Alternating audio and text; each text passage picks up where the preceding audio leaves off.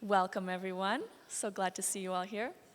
So we're here for the lecture, Why We Need Postactivism Today, a talk about racial justice, freedom, and the hope for a future with a better type of politics. And we'll be listening to Bayo Akomolafe. On behalf of the Schumacher Center, I'd like to thank you for joining us here today. My name is Agatha Basilar. I'm on the board of the Schumacher Center. And the Schumacher Center for New Economics envisions a more just and renewable future, works on implementing elements of that here locally in our home of the Berkshires, and then developing programming to share those lessons out more broadly, encouraging replication. So we at the Schumacher Center have long admired Bayo's thinking and writing, and we're thrilled to be hosting him here in the Berkshires. Before we get started, just a few housekeeping items. So after Bayo's talk, there will be a Q&A. So upon entry, you should have received a little note card and pen. So as you listen to the talk, write down your questions, and then there'll be staff from the Schumacher team who will come collect those cards from you and then pass it up to me so I can read them out loud for the Q&A. Also following the Q&A, there's going to be a reception in the East Room. So if you can, please do join us for that. Snacks and drinks will be provided. And lastly, we'd like to thank Andrea Panaridis and the Christopher Reynolds Foundation for supporting today's event. Please welcome Andrea to the stage to introduce our speaker, Bayo Akomolafe.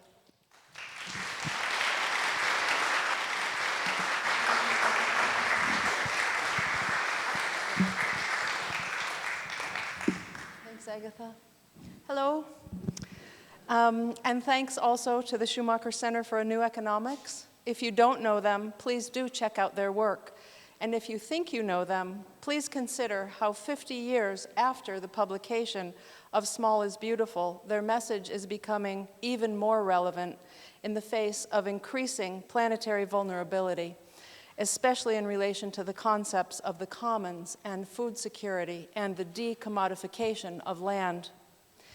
And welcome once again to everyone here. Thank you all for coming. It's really a thrill for me to be here and to play a part in lifting up the work of Bayo Akomolafe and to share with you a bit of my sense of the man himself.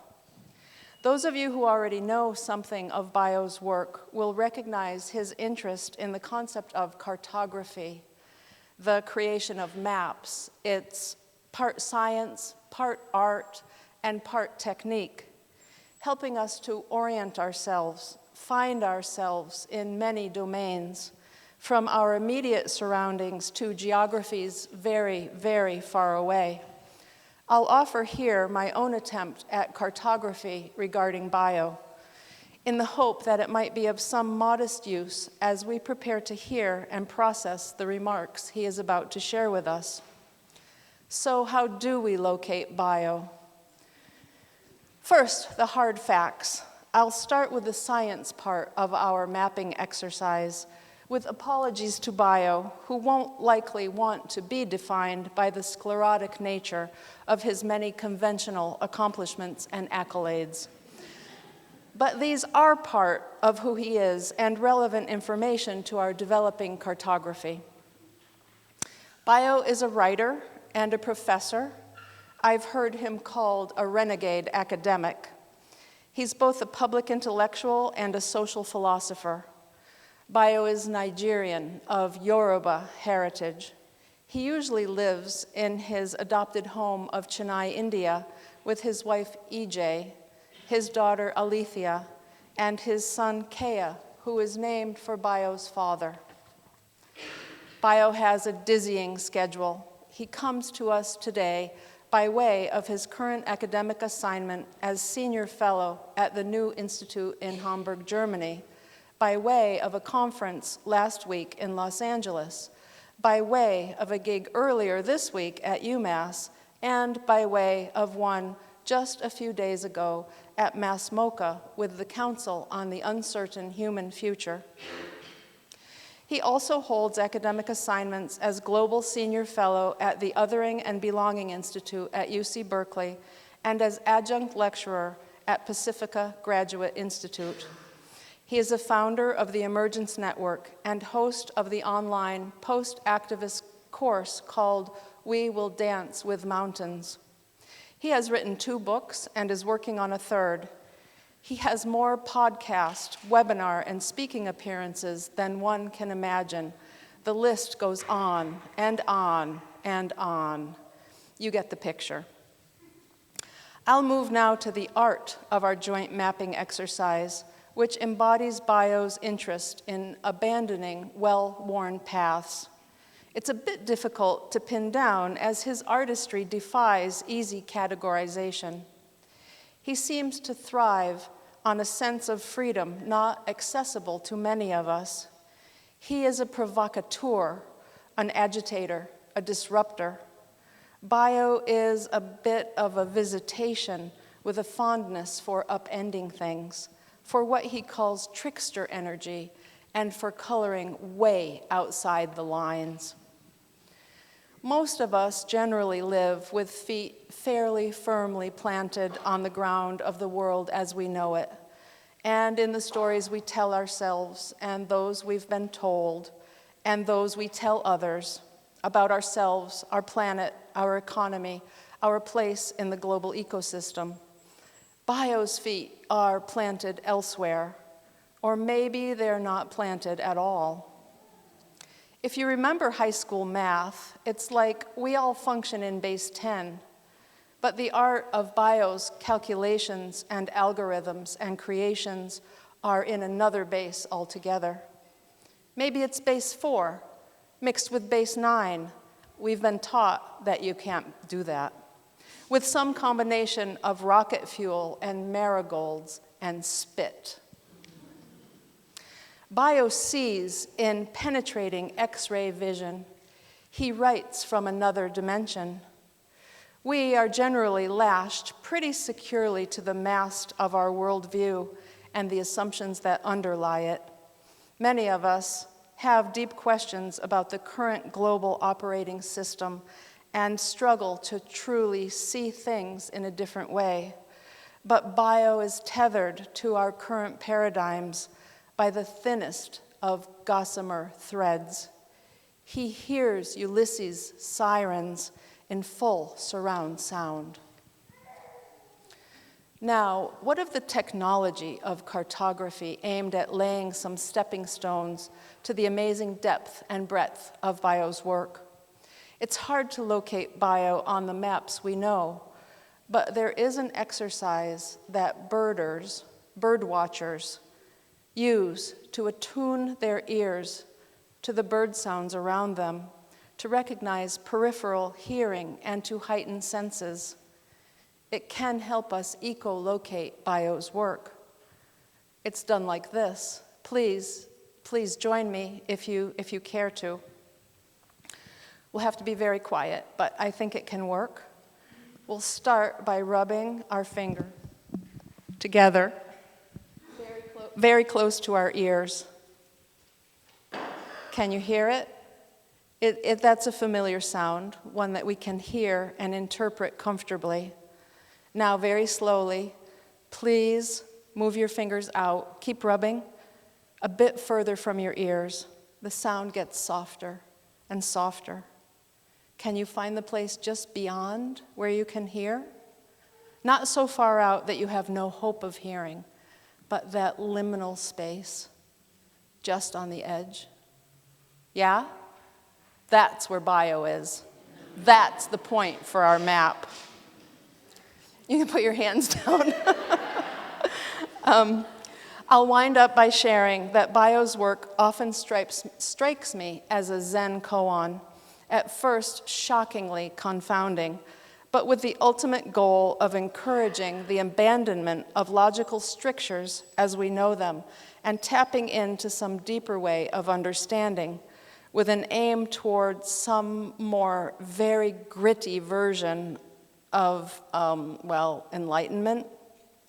But Bayo's work is not the guiding light of the North Star. It's not the light that shows us exactly where to step. It's more a set of pinpricks.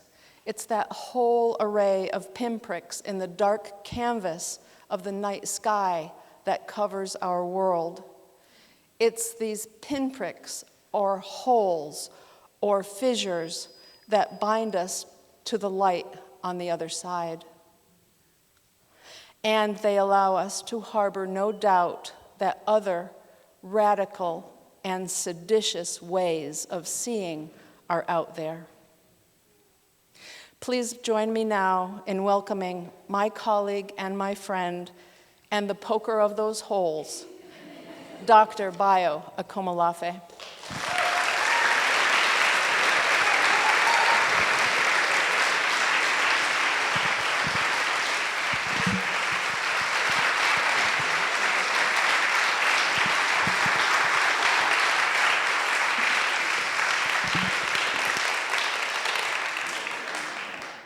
Thank you very much. Can everyone hear me?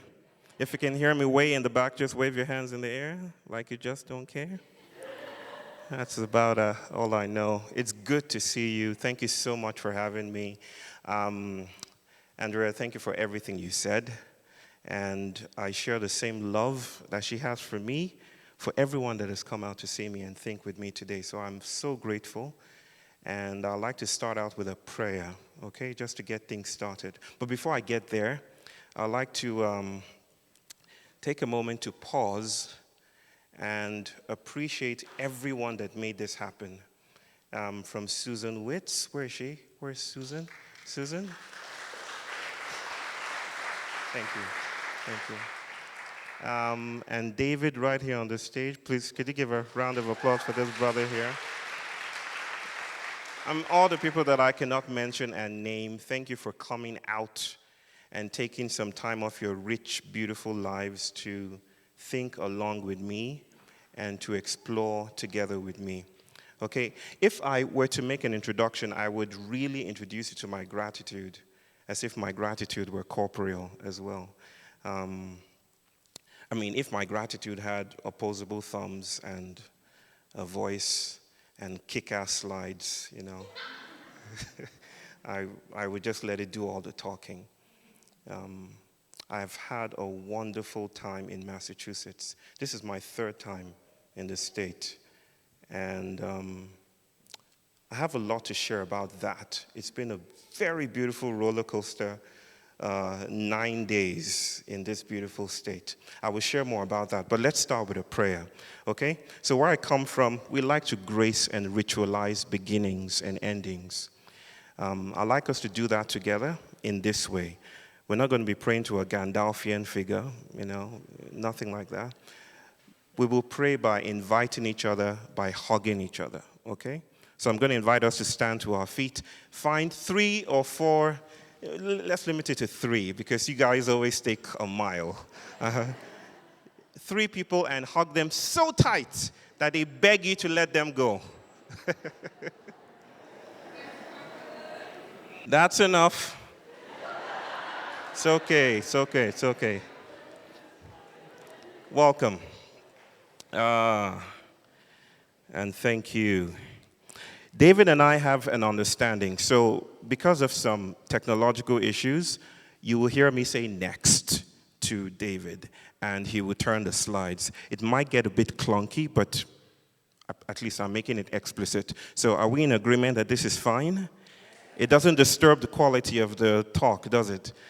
So let's do this together. Thank you, David, for doing this with me.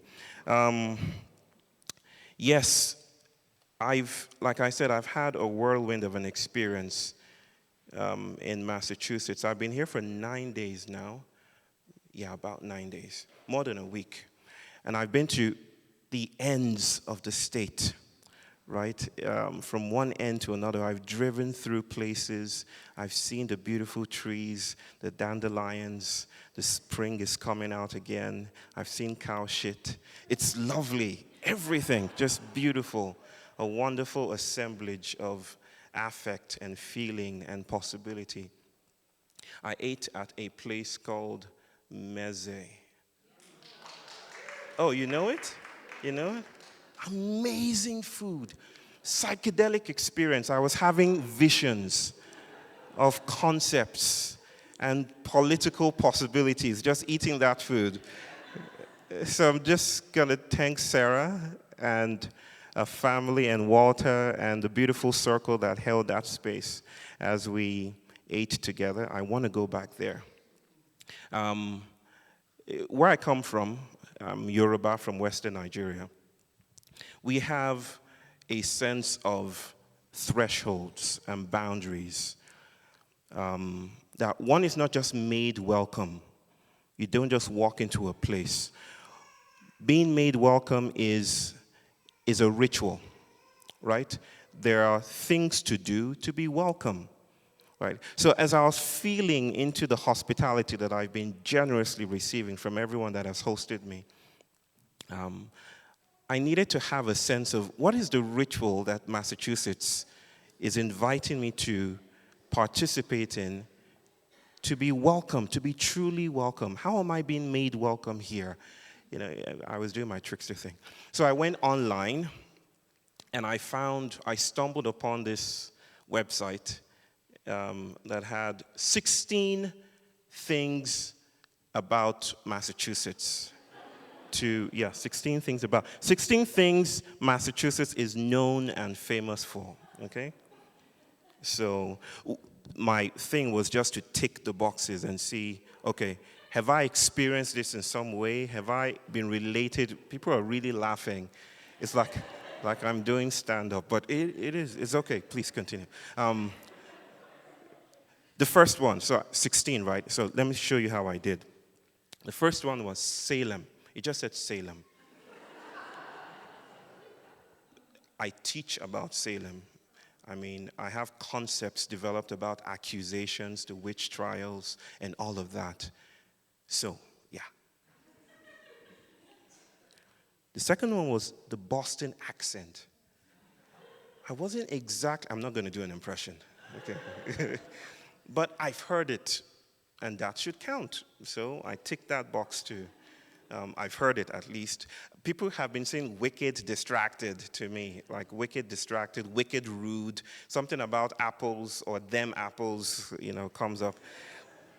I'm not sure, but at least I've heard it and I've experienced it, and so that counts. So I tick that one too. Sports is number 3. Does this resonate with you as a ritual of welcome to this beautiful state? Well, sports is number 3. And I watched some sports. I didn't quite enjoy it, but I made myself watch it for a fleeting second. And then I changed the channel by turning off the TV. Tick. Bad driving. Is this true? It's true? Oh, really? Okay. So, Andrea is a wonderful driver. I just ticked that because I didn't think I don't think anyone drives badly as badly as people drive where I come from. So I just ticked that because I didn't think it was relevant. Dunkin' Donuts. I had that 2 or 3 days ago. It wasn't as great as I thought it would be. Incredible foliage. Yes, you can clap. Beautiful. That I ticked. I enjoyed just watching the undulating, beautiful, promiscuous hills, right, and mountains, and just being there with that and witnessing that. I remember telling Andrea that I could live here. I could live here. I mean, I live in India, but, I could see myself coming back over and over again. I hope the mics is okay. Bad roads is number 7. I didn't experience that. It wasn't relevant to me. Number 8, Harvard University. That seems to be a major deal over here. Does UMass count? I think it counts. It counts? Anyone here a graduate from UMass? Oh, wonderful. I greet you, my fellow graduates. So UMass counts, and I spent a beautiful time there speaking with faculty and students. Tick. Turkeys. I don't know why, but wild weather. I experienced that, and I got really cold yesterday, and so my body ticked that on my behalf. And then number 11, the Berkshires, right? This. Beautiful. Now the other 4 or 5, I didn't quite resonate with. Cranberries. I don't like cranberries, so I failed that. Is it? I don't know how to pronounce it. Plymouth Patuxet. Am I pronouncing that right? Patuxet or something like that. I don't know what that is. Martha's Vineyard. Cape Cod. And the nation's first library. So these are the 5 that I missed out on. 11 over 16 is still good. So I'm, in some ways, very welcome here. I think I got an A+ or something, right?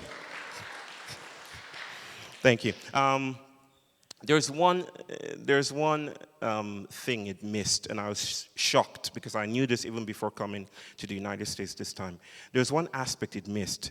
Massachusetts is known as the first place on the planet Earth that a telephone was born. You all know that, right? Oh, Alexander Graham Bell in 1876, March 10, had the first telephonic conversation with Mr. Watson, who I think was his detective sidekick. So they had the first telephonic conversation. It was basically, Mr. Watson, come here, I need to see you. And that was the first time that a phone conversation happened here in this wonderful state. I think you should be proud. And I use my phone all the time, so I actually have 12 out of 16 or 17. Right? But I wanted to stop there for a while and have a conversation about phones, which queerly and strangely made themselves known to me in some strange, stark, prophetic way throughout my trip. Maybe it was the sight of seeing students constantly on their phones, right? Or something else. But I just got stuck on the concept of phones. So I'm just going to have a call and response dynamic here, if everyone is okay with it. Who can tell me, for $10,000, what phones are made of? The $10,000 is coming from David. $10,000, what are phones made of? Okay, glass, yes. What else? Silicon, wonderful. Someone said mineral. Cobalt. Did you say cobalt? Awesome. Anyone else? Maybe something that's not there. What else? Say that again. Cadmium. Okay, all right. What else? Anyone? $10,000 is at stake. Okay, we're going into other territory. Okay. Hold your horses, if that's the right American expression. Yes. We hold the phone, and one strategy, one ontology would invite us to notice what is present, what appears, right? But things are not only made up of what appears. Things are also made up of what fails to appear, right? In a sense, this phone is not a phone at all. It's a phone relation. It's a relationship. I'll make that a bit clearer. I'm known to be quite obfuscatory.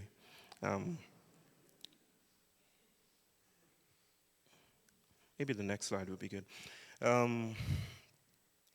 There's a site in China. Who has iPhones here? iPhones? Just you. Whoa. No Android users? Wow. We're the minority. Okay. If you look behind your iPhone, you might notice, I don't know I don't know what Apple does. I don't know what the iPhone looks like or how it functions. But it's likely you would see made in China. Do you want to take a look quickly? Look at your phones. Made in China, it should say. Aaron, do you have, is it an iPhone? Okay. Made in China.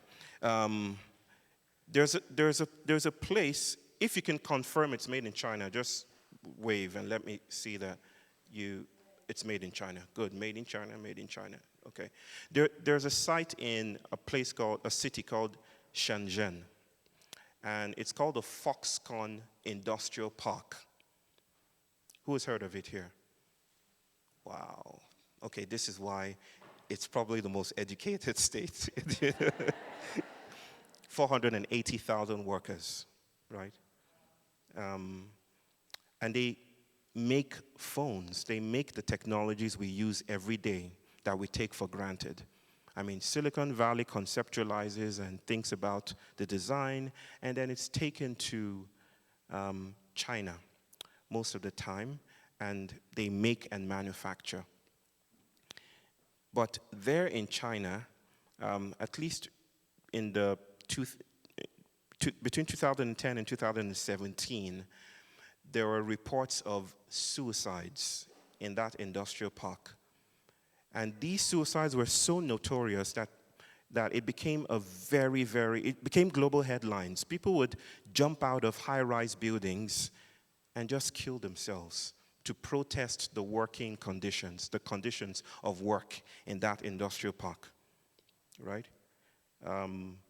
The owners of that park later put nets outside the windows to catch the people from falling, which, if you know a little bit of history about slave ships, replicates the architecture of safety in which the slave ship owners and their captains put nets on the sides of the ships to catch the slaves from jumping out, right?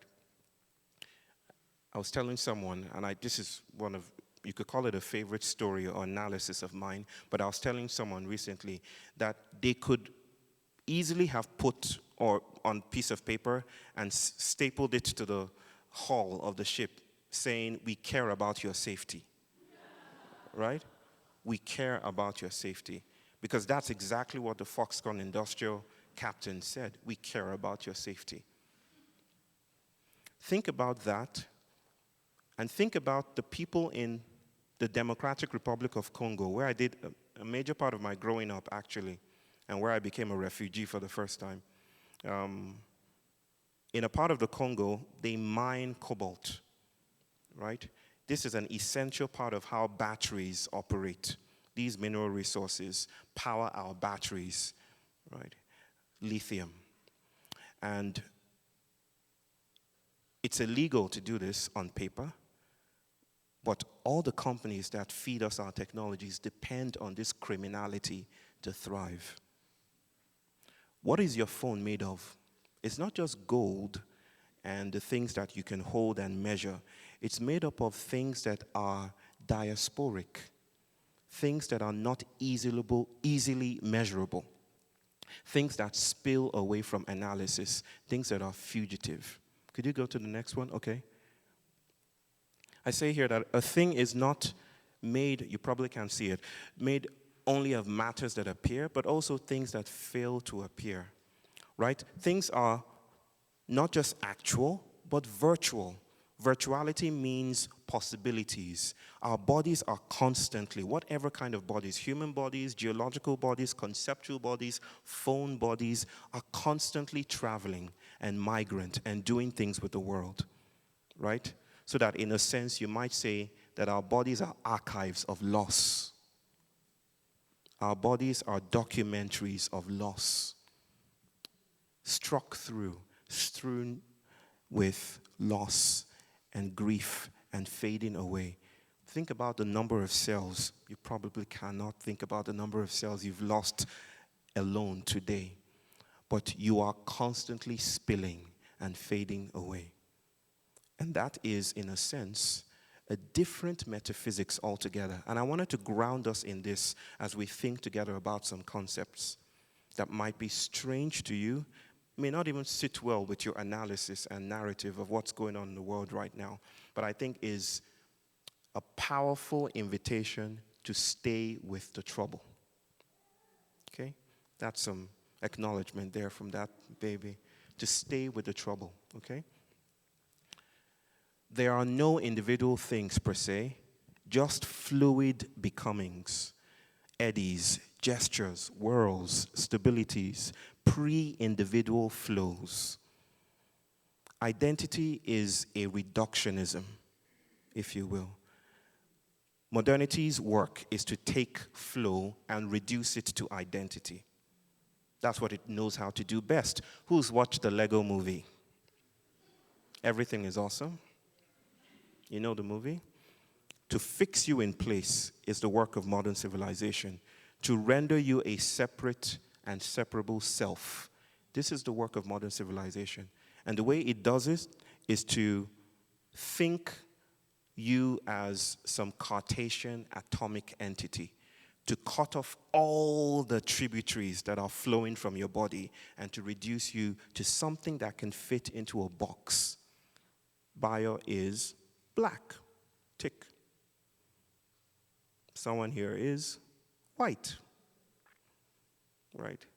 That's all there is to you. It's Socratic, it's easy, it's neat. But we're messy. We're messy. Loss is how ontology travels. Loss is how our bodies travel. Loss is the undoing of identity. I just want to libate the grounds, if you will. Yeah. I almost had a vision of pissing on the ground to establish territoriality, right? But yeah, I'm just going to go with it. We're pissing on the ground like the animals that we are, to say something else might happen here conceptually that invokes and conjures other ideas and possibilities. Okay? Next, brother. So, this idea of things that flow. Could everyone do your hands like this? Just do this. Just do this. That's a sight to behold. I wish you could just turn around and just see that, sister. This. That idea that the world is not this, but this, constantly flowing, has many names. Indigenous cultures around the world have named that, had poetic liminalities. The Yoruba people don't even have names per se. They have orikis. If I told you what my oriki is, we wouldn't leave here, right? It's a long story. It's an epic that has my father and my father's father and it's what you sing to a child. It's just not very convenient if you want your child to wash the dishes, right? To sing to the child. So we just settle for names, basically. My father's name is Abayomi, but the long form of that is, and is still abbreviated, is Ota Abayomi Olorun Oje, which means the enemy would have overwhelmed me, but God did not allow it. It also means, thank you, it also means they thought they had buried me, but they did not realize I'm a seed. That's an oriki. It's just inconvenient to say that all the time. Deleuze and Guattari, I'm just going to drop some names that I hope you might have some time to, if you want to study or get acquainted with French philosophers. I'm not teaching them today, but they speak about desire, right? And desirous flows. That desire is not even a human thing. It's an impersonal force that shapes everything from phones to bodies to concepts to nation states and to climate phenomena. Right? Desirous flows. The Yoruba people call it ashe. Have you seen someone say ashe before? You see it? It's not just amen. It's not just a form of greeting. It's representing a deep spirituality that notices how agency does not belong to human actors. Right? We are crossroadian beings. We don't have agency. Agency enlists us. Does that turn the tables a little bit, right? We don't have it. It's not a property of ours. It's not something that we have to wield to save the day. It doesn't belong to us. What comes next, it doesn't belong to us. Instead, the world is more than human, and it will often enlist and call bodies to itself to create new artistic enterprises. And that is the idea of Ashe, that I am humble and let whatever wants to happen, happen. Okay? I call it blackness. Okay?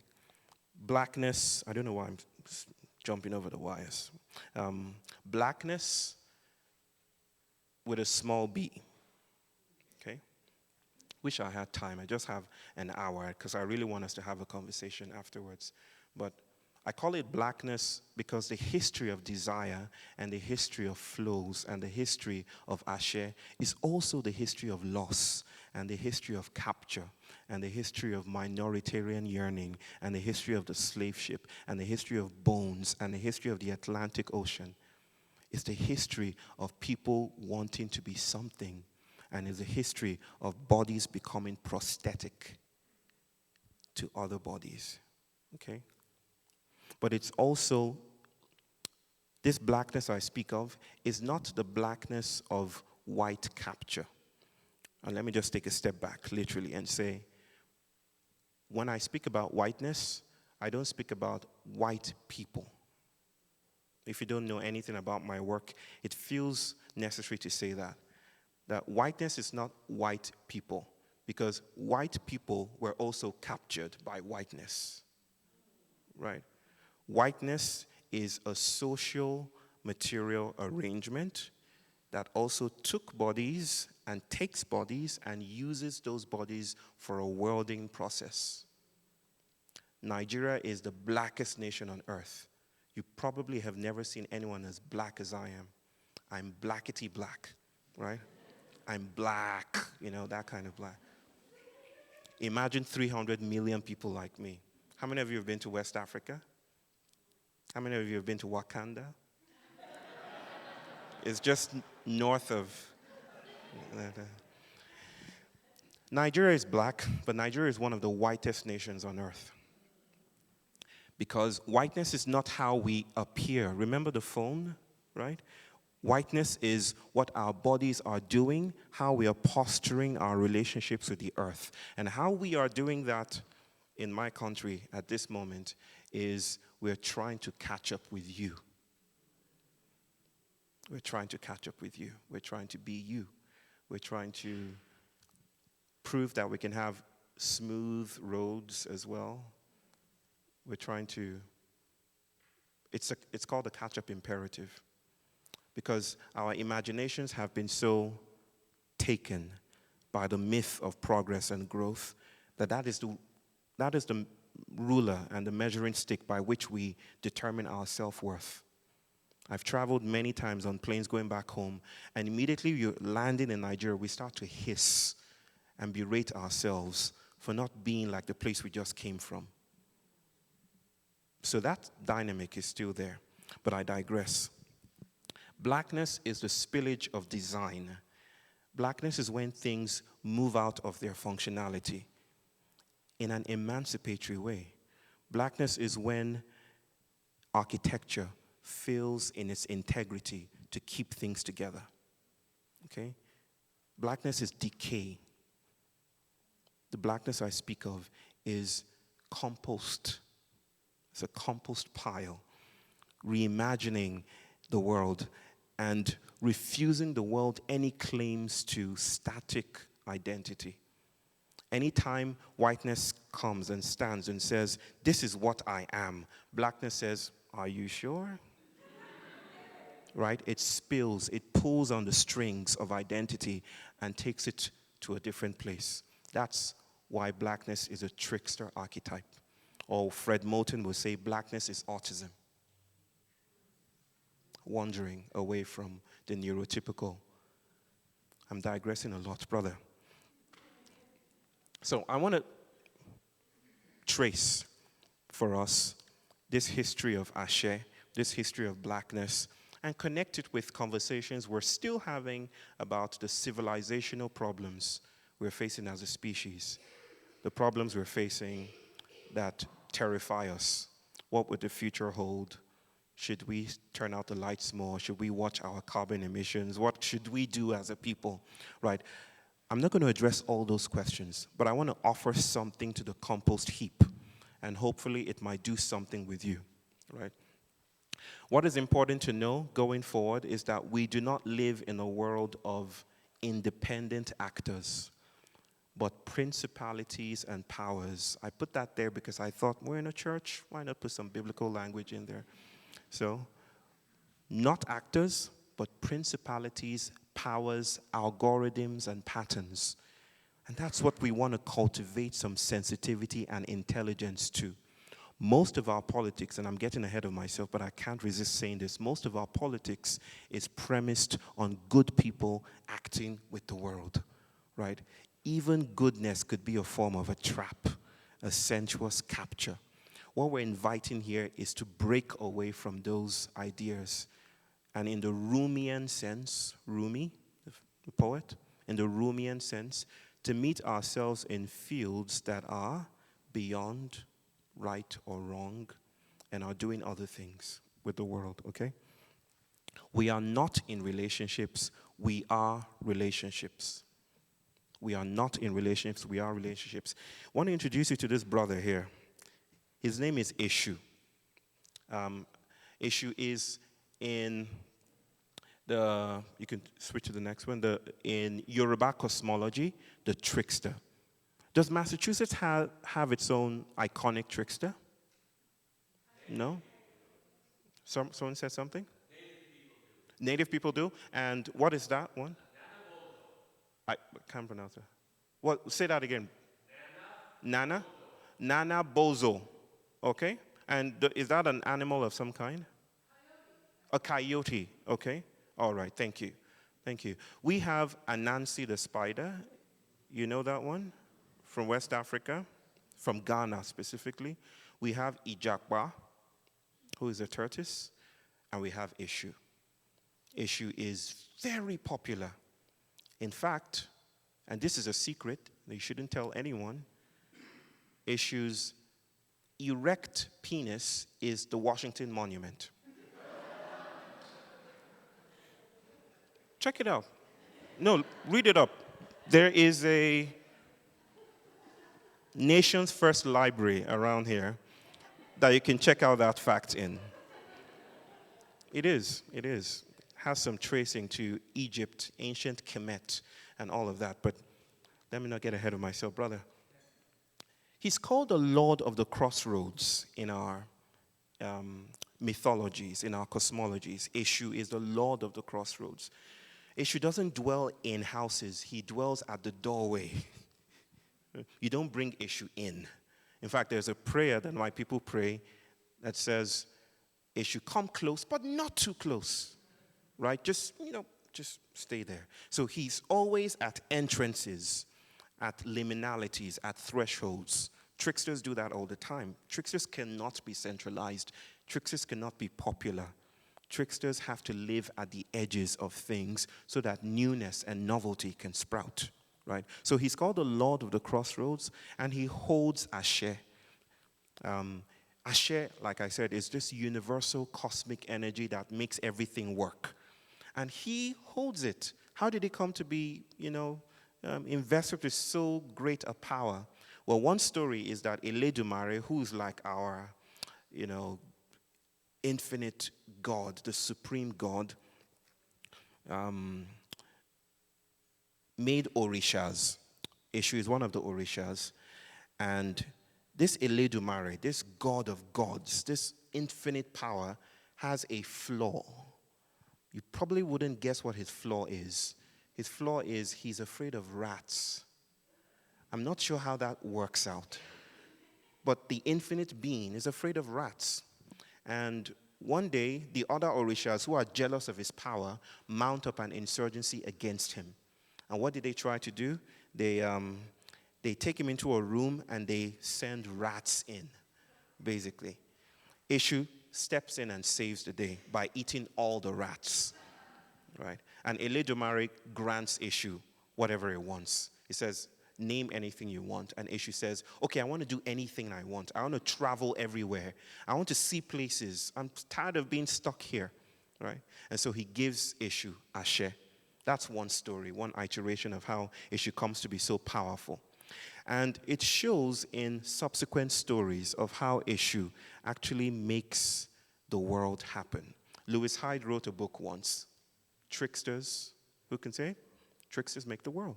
It's the idea that creation is not possible without a trick, right? Without something, without a flaw somewhere, without failure. It's the libation that makes things happen. Obatala is said to be the one who actually descended from heaven on a golden chain, and he arrives on the waters, and he makes everything possible. But Eshu comes in and he gives him palm wine while he's making all of us, you see. He gives him palm wine, and Obatala forgets his imperatives and makes autistic children. That is our story of how autism happens. That is the trickster's benevolence, is the trickster's agency that gives birth to new kinds of beings and becomings. And I say this with my son being autistic, that he's connected to trickster archetypes in more ways than I can imagine. Another thing that happens is our people tell the story of the slave trade, right? The ships came, and Eshu, all the Orishas this time, and Ogun, who is the god of war, mounts up an insurgency to chase away the slavers. And so he's heading to the beaches to chase them away. But then Eshu shows up and does what? Gives him palm wine. Palm wine is always the material for sedition, for some kind of mutiny. He gives him palm wine, and I don't know what the equivalent would be here. It's very strong and alcoholic, right? And so he makes him fall asleep, and then he sneaks into the slave ships, and then he sneaks away across the Atlantic Ocean and creolizes the future along with the slaves, right? This idea of creation being drunken, and that for new things to happen, we need tricksters to insert their interventions, is at the heart of everything I do. But sometimes it can be really annoying. But it's more theoretically significant than you would think. Brother, the next one. So let's get to the Anthropocene. This is where we are now. We've done some storytelling, some meta-narratives. Let's come down to where we are. The Anthropocene is the story of loss. It's a story of our inability to respond to a crisis that is bearing down on us. In March, I think 20th, the IPCC, Intergovernmental Panel of Climate Change, on climate change of the UN, they released their 6th report in many years. And this report is saying basically that we're in trouble. It's the dominant story of our times, that if we do not get our act together, then we will witness suffering unprecedented. How many of you have seen this report? Have you seen it, read it? Okay, good, excellent. I've met with some of those people who sat and drafted that report. And their faces, I felt they had masks on, and they were trying to portray hope. And they were breathing hard. But behind their eyes, their wet eyes, is a form of hopelessness that is seeking a framework. Like they already understand that it's done, and we're not going to make it. But they don't want to say that, so they say, we just keep hoping. We hope that we won't reach 1.5 degrees Celsius. We hope that the nation states come together. But they kind of feel that they're trapped in a tautological bubble in which science produces these reports and then passes it on to policymakers.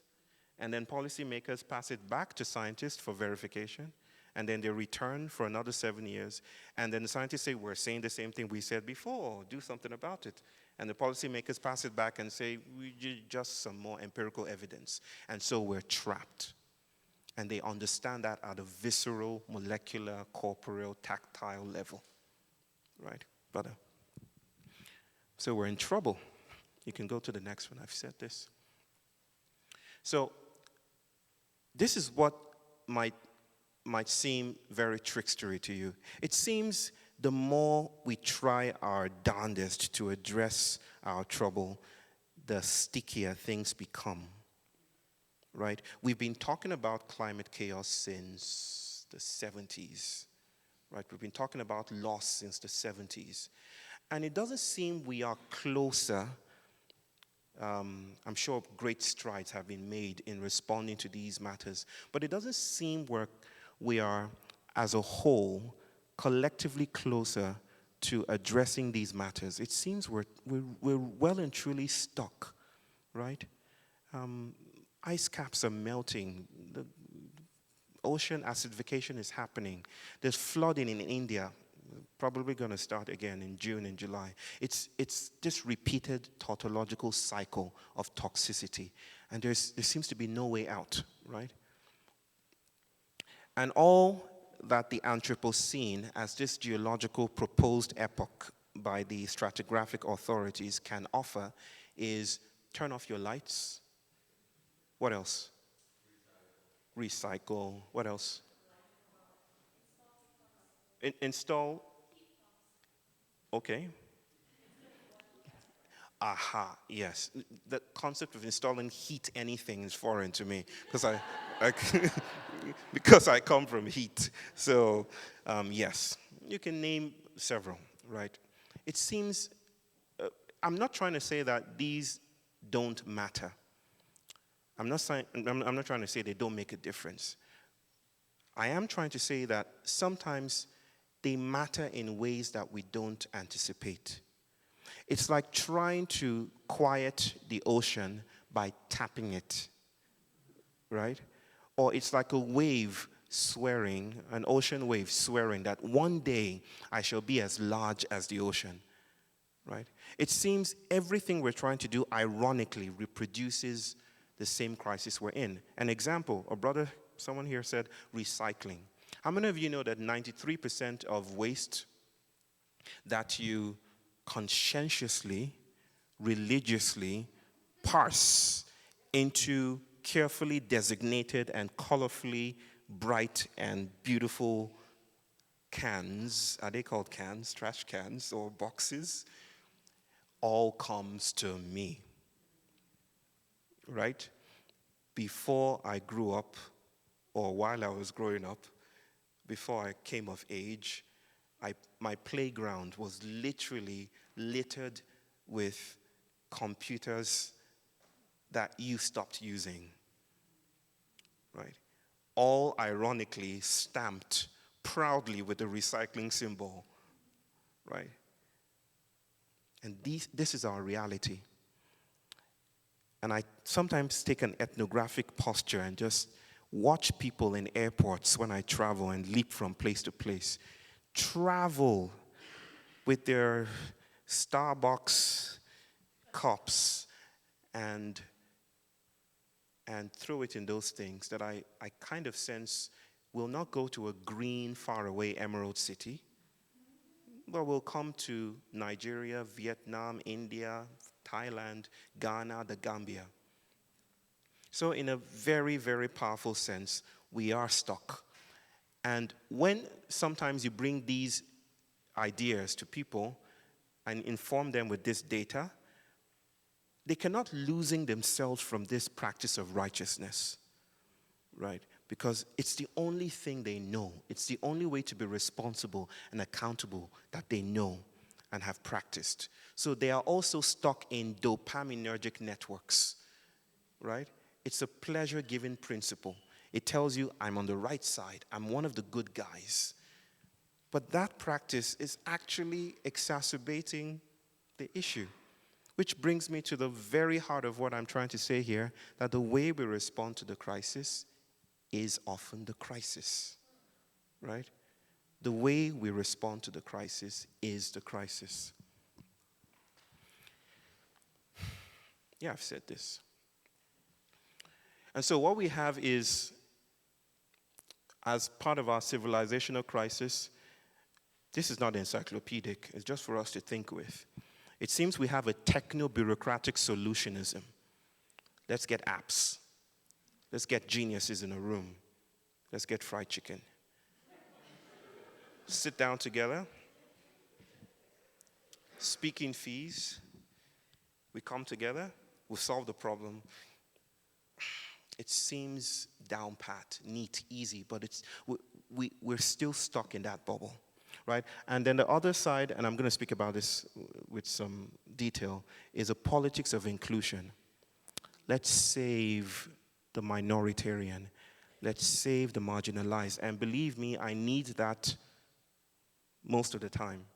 I need that hand that reaches out to me, because I cannot tell you this enough, because I get stopped most of the time when I'm coming to the United States. I get stopped for secondary screening. It always happens. Even when I'm going back to Hamburg right now, I will be pulled aside and probably berated for not speaking German. And it has happened more than once. It's not exactly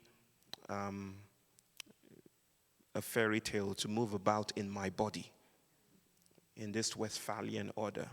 It's not easy. So I do need a politics of inclusion. But we cannot stop there. Let's move ahead. The first one tries to address, that's a technocratic solutionism that depends on bureaucracies and the nation state and all those institutions, legacy institutions, UNESCO, and I've done great work with them. They're wonderful people there. But it depends on civic education. It depends on you doing your part. It depends on ads. It depends on Hollywood actors doing the money shot. It depends on Obama smiling more often. And it depends on all these things. But it seems, again, that every attempt that we make to adapt or mitigate these issues still leaves us in the same place. I said something about a politics of inclusion that says that not everyone, and of course, I'm sure you understand at this point that climate matters are already racial matters. And it's not tacked on, right? To say we are in trouble is to quietly evade the deeper accountability that needs to happen with regards to who is pumping out gas, who has added to this paradigm, this aesthetic of consuming the planet. We cannot blame everyone, equally. And I'm not here about blame either, okay? I'm moving somewhere with this, brother. Now, the problem with solutionism is that the answer to the question, or the answer to which the question dances with, or to, is part of the same economics of intelligibility, right? Who knows the story of Job and God? We're in church, so don't disappoint us here. Job and God. Okay. Brother, you're very enthusiastic with your hand up there. Job does all the right things. In the Bible, he does all the good things. He's one of the good guys, and somehow he's punished. And he complains to God, basically saying, I am good. I did all the good things. I did and lived my life by the rules. How did you let my children die? How did you let my cattle die? Why did you put me in such a place? And God responds like a drunk psychotherapist. Right? He doesn't say nice things. He doesn't calm Job down. He says, have you seen Pleiades? Have you seen Leviathan? Have you beheld Behemoth? He says all these things that doesn't seem to come from a person who knows what he's doing that moment. Doesn't respond to the moment. Like, here's a client right in front of you, and you're talking about some star system. It has nothing to do with, like, if you're high, then get someone else. Refer me to some other psychotherapist. But no, God is just like, see what I did, see what I did, see what I did. And I always grew up with the sense that something else is happening here that wants to be appreciated, right? I'm still gestating and ruminating and sitting with the trouble of that passage, right? I don't identify as Christian anymore, but I still sit with the trouble of that, of those passages. And I feel it's this, that there's something more profound than an answer to a question, and that's bewilderment, right? Bewilderment takes you out of the logic, because sometimes the answer locks you in. It leaves you there in that ecology of intelligibility. What bewilderment does is that it drags you to a different place and introduces a new field. Maybe God was not trying to convince Job to see from his perspective. Maybe he was trying to do the trickster thing and insert a little trouble so that Job could adopt a new posture. Maybe climate matters will not be solved by our rectilinear problem-solving stances. Maybe it would take us bending down. Maybe the only way we rise from this is if we fall together. Right? Maybe it requires a new posture altogether. And then we take a different logic, something outside of the clearing in the wilds. And then we're able to pose new questions, pose new answers, have new problems together. Right? That same logic seems to be the bubble that keeps us locked in. Case in point, one of my favorite examples, Denmark, a couple of years ago. I've said this many times. Denmark said, we're going to spend $170,000, clear out the beach, remove plastic, debris, all of that. They brought the tractors in and they did that work. And then they turned around those tractors and dumped the same thing in the ocean. And if you haven't read those reports, fascinating. All the headlines, even more fascinating. Denmark is stupid. Stupidity. Like, you're impervious to what you're doing. But my question is, how are we all impervious? Like, what does this require of us that our solutions do not know how to respond to? What other forms of accountability are we being invited to? What other forms of politics are we being what other lyrics should we be singing with that we are blind to or we are deaf to, and that the world is inviting us to take new shapes, to listen to jive with, to dance with? Brother. So this is what I mean by saying when we respond to this, that the way we respond to the crisis is part of the same crisis, right? There is, I love this example, it's from entomology. There is a death spiral. Has anyone seen a death spiral here? You, sir, have seen a death spiral because you're smiling as you raise your hand because you know what it is. A death spiral is a phenomenon that has ants going around in circles, right? Because they're in a pheromonic trance, right? So somehow the army ants dislodge from the rest of the colony and they enter into some unfortunate loop and they just keep on going around in circles, right? The pheromone that they're secreting tells them that just keep on walking, just keep on walking. We're almost there. Just a left turn, just another one, and then they die exhausted in that circle. They literally die. Another name for that death spiral is called ant milling or ant mills. What they're doing is ant milling. And I think maybe, if you're sensing what I'm sensing, that we are anthro milling too. We are caught up in circles. We're telling ourselves we're almost there. We're about to arrive. Just keep going. You can do it. This is motivational speaking, right? You can make it. You can do it. But then we become veterans quickly in our youth. And then we wonder what went wrong. This is also connected. I mean, our ideas of politics, like I said earlier on, politics of inclusion is another way we're responding and traveling alongside these civilizational impasses. It's the politics of inclusion. It's let's bring you up to where we are. Let's enforce a paradigm that secretes diversity, equity, and inclusion. Let's have a language of accommodation. But there's something about this, the next one, brother. There's something about this that leaves me panting for something different. Because I appreciate white allies.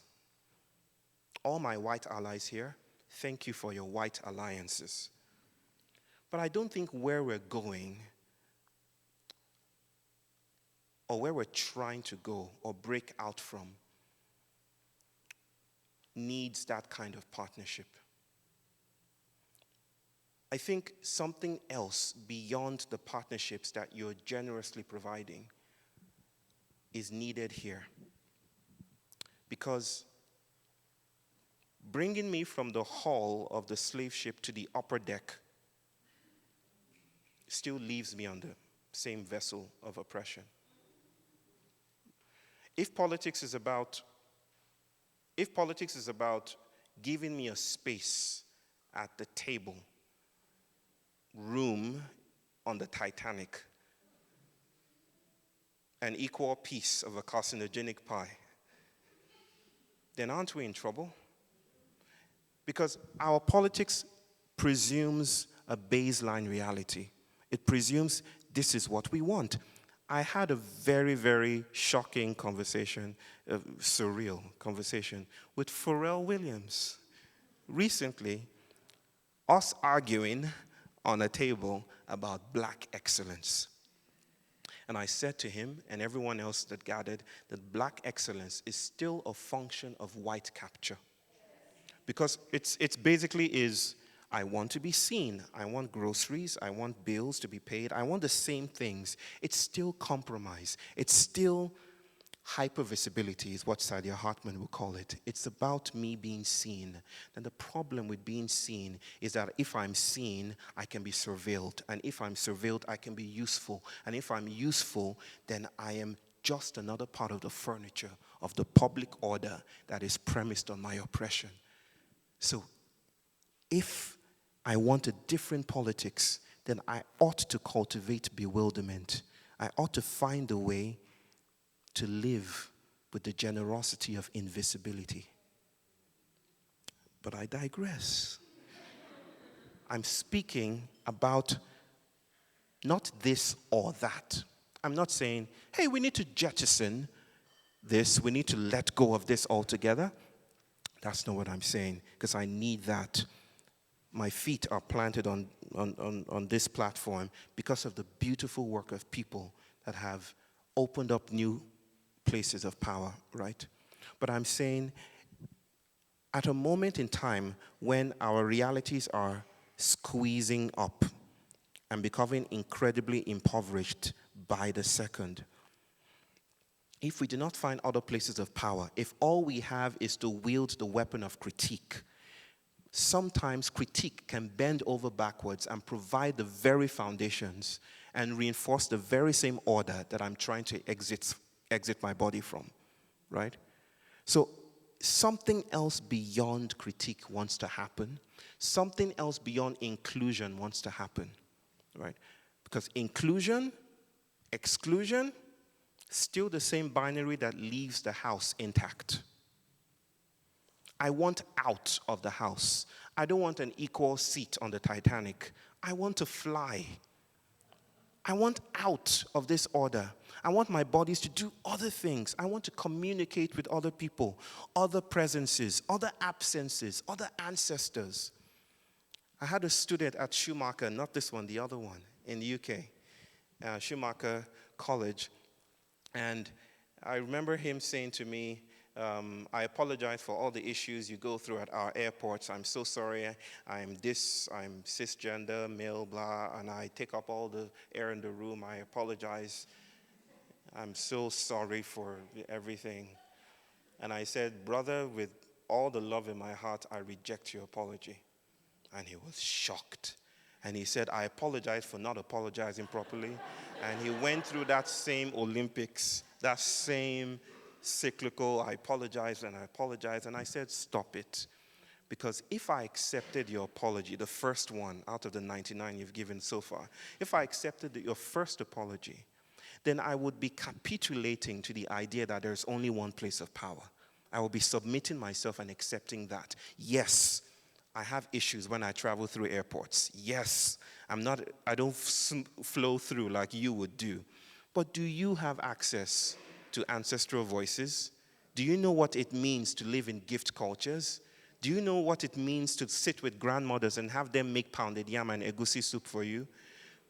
You probably have privileges, but your privilege is not the only place of power, right? There are other places of power. I don't want to sit at your table. There are other rooms to sit in. So I need to linger at the doors too. That's why Andrea calls me a trickster. I need to stay at the doors because I cannot live with the idea that that's the only place to be in. I need to travel. And probably at this point in time, as the world is removing its endorsement of our permanence, we all need to travel to. Okay, next one. I should be done soon, I promise.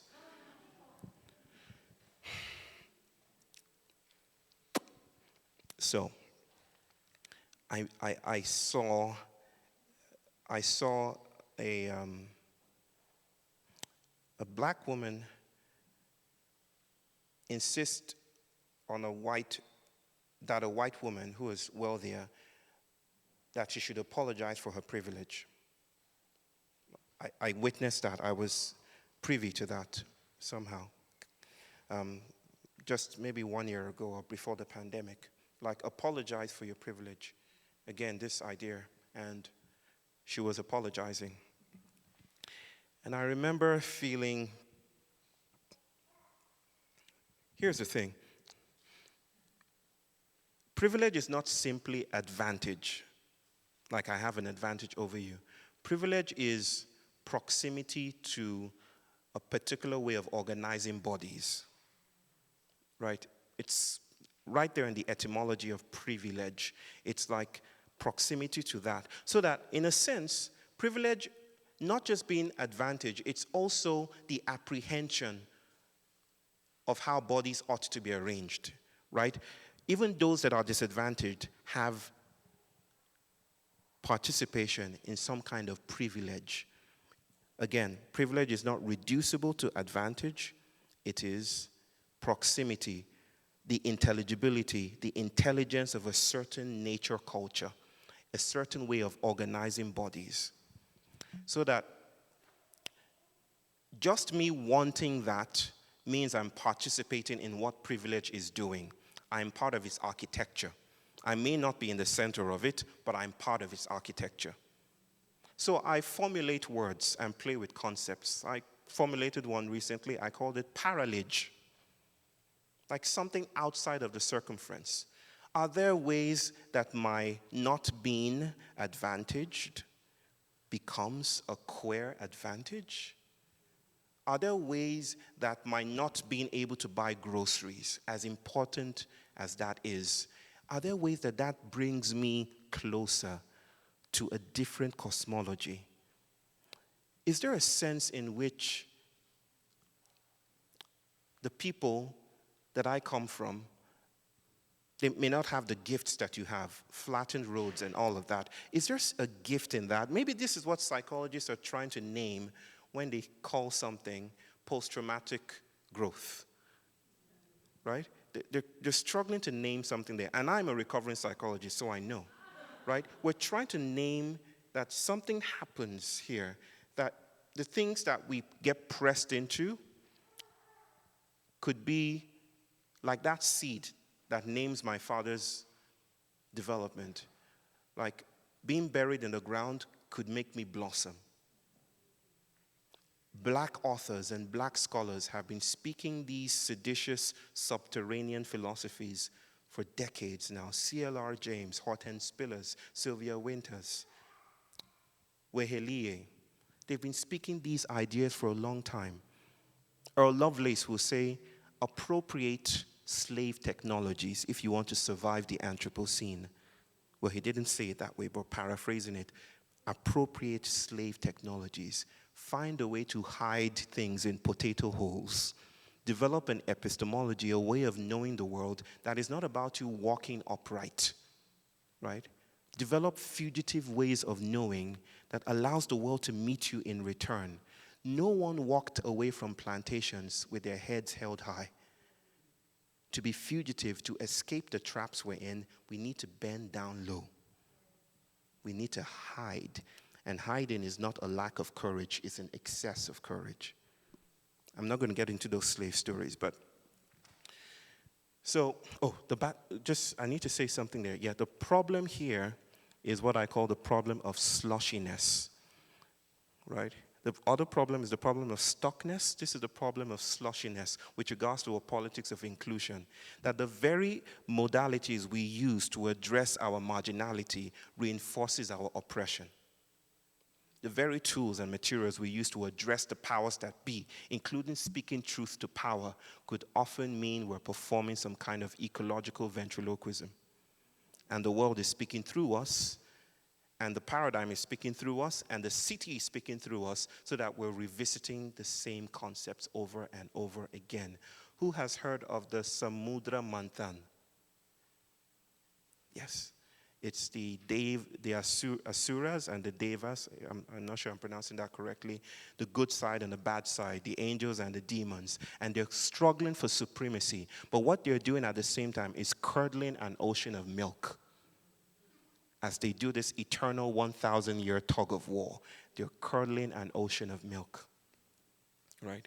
So our battles for supremacy, for who has the louder voice, might actually be doing things that we don't anticipate. Like, where's the left? Where's the right? Who's the right side here? I'm speaking about the United States. Who just got fired? Is it Tucker Carlson? Who just got fired? Is it Don Lemon? Both of them got fired, almost days apart, right?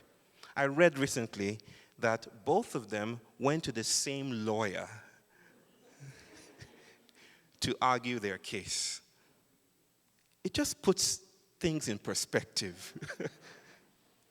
Both of them went to the same lawyer to argue their case for more millions, or whatever lawyers do these days, or what they've been doing for eons.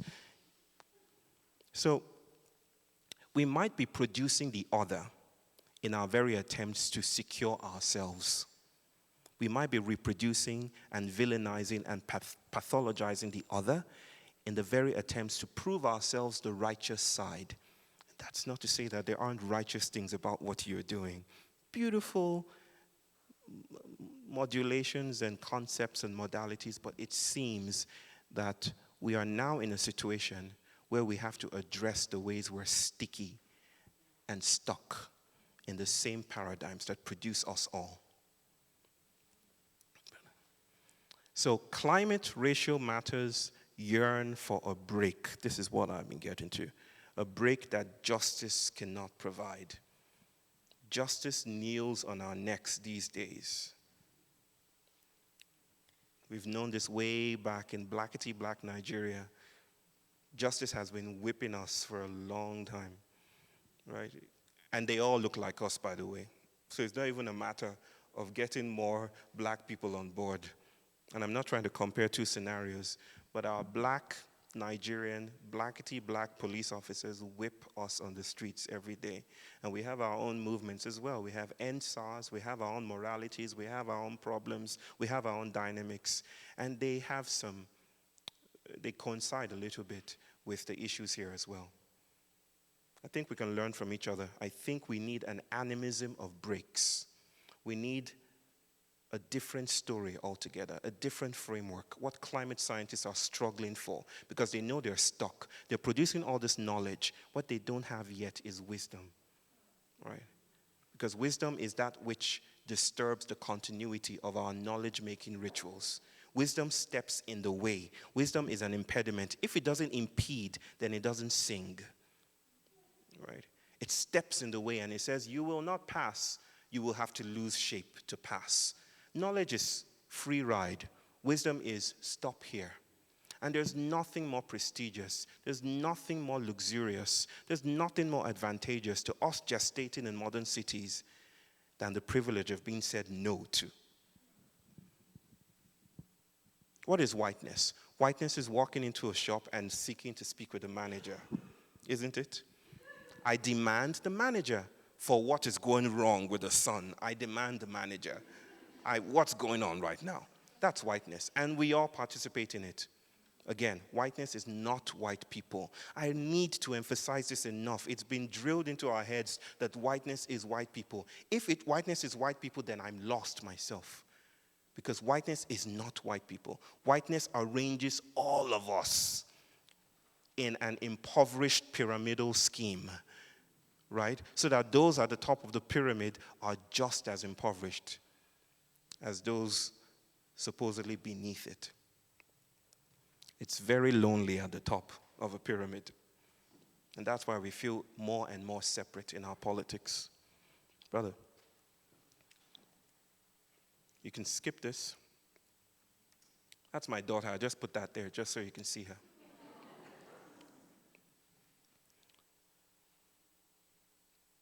So it seems a lot of what we're doing in our politics is to stabilize or to reinforce white stability. This is not what we say we're doing. It's not our intention to do so, but we're bucking up. We're kind of pushing against the tide. We're like the structure that impedes the flow of grief. And we're doing all we can to preserve our space and stability, including our politics, right? We're like the ramparts built to resist loss, right? As a psychologist, my work was to shrink people, literally, to reduce their problem, so to speak, in a way that made a colleague of mine suggest that psychology is the policeman of capitalism. Because our work is to keep you functioning, to keep you going. And grief gets in the way, you see.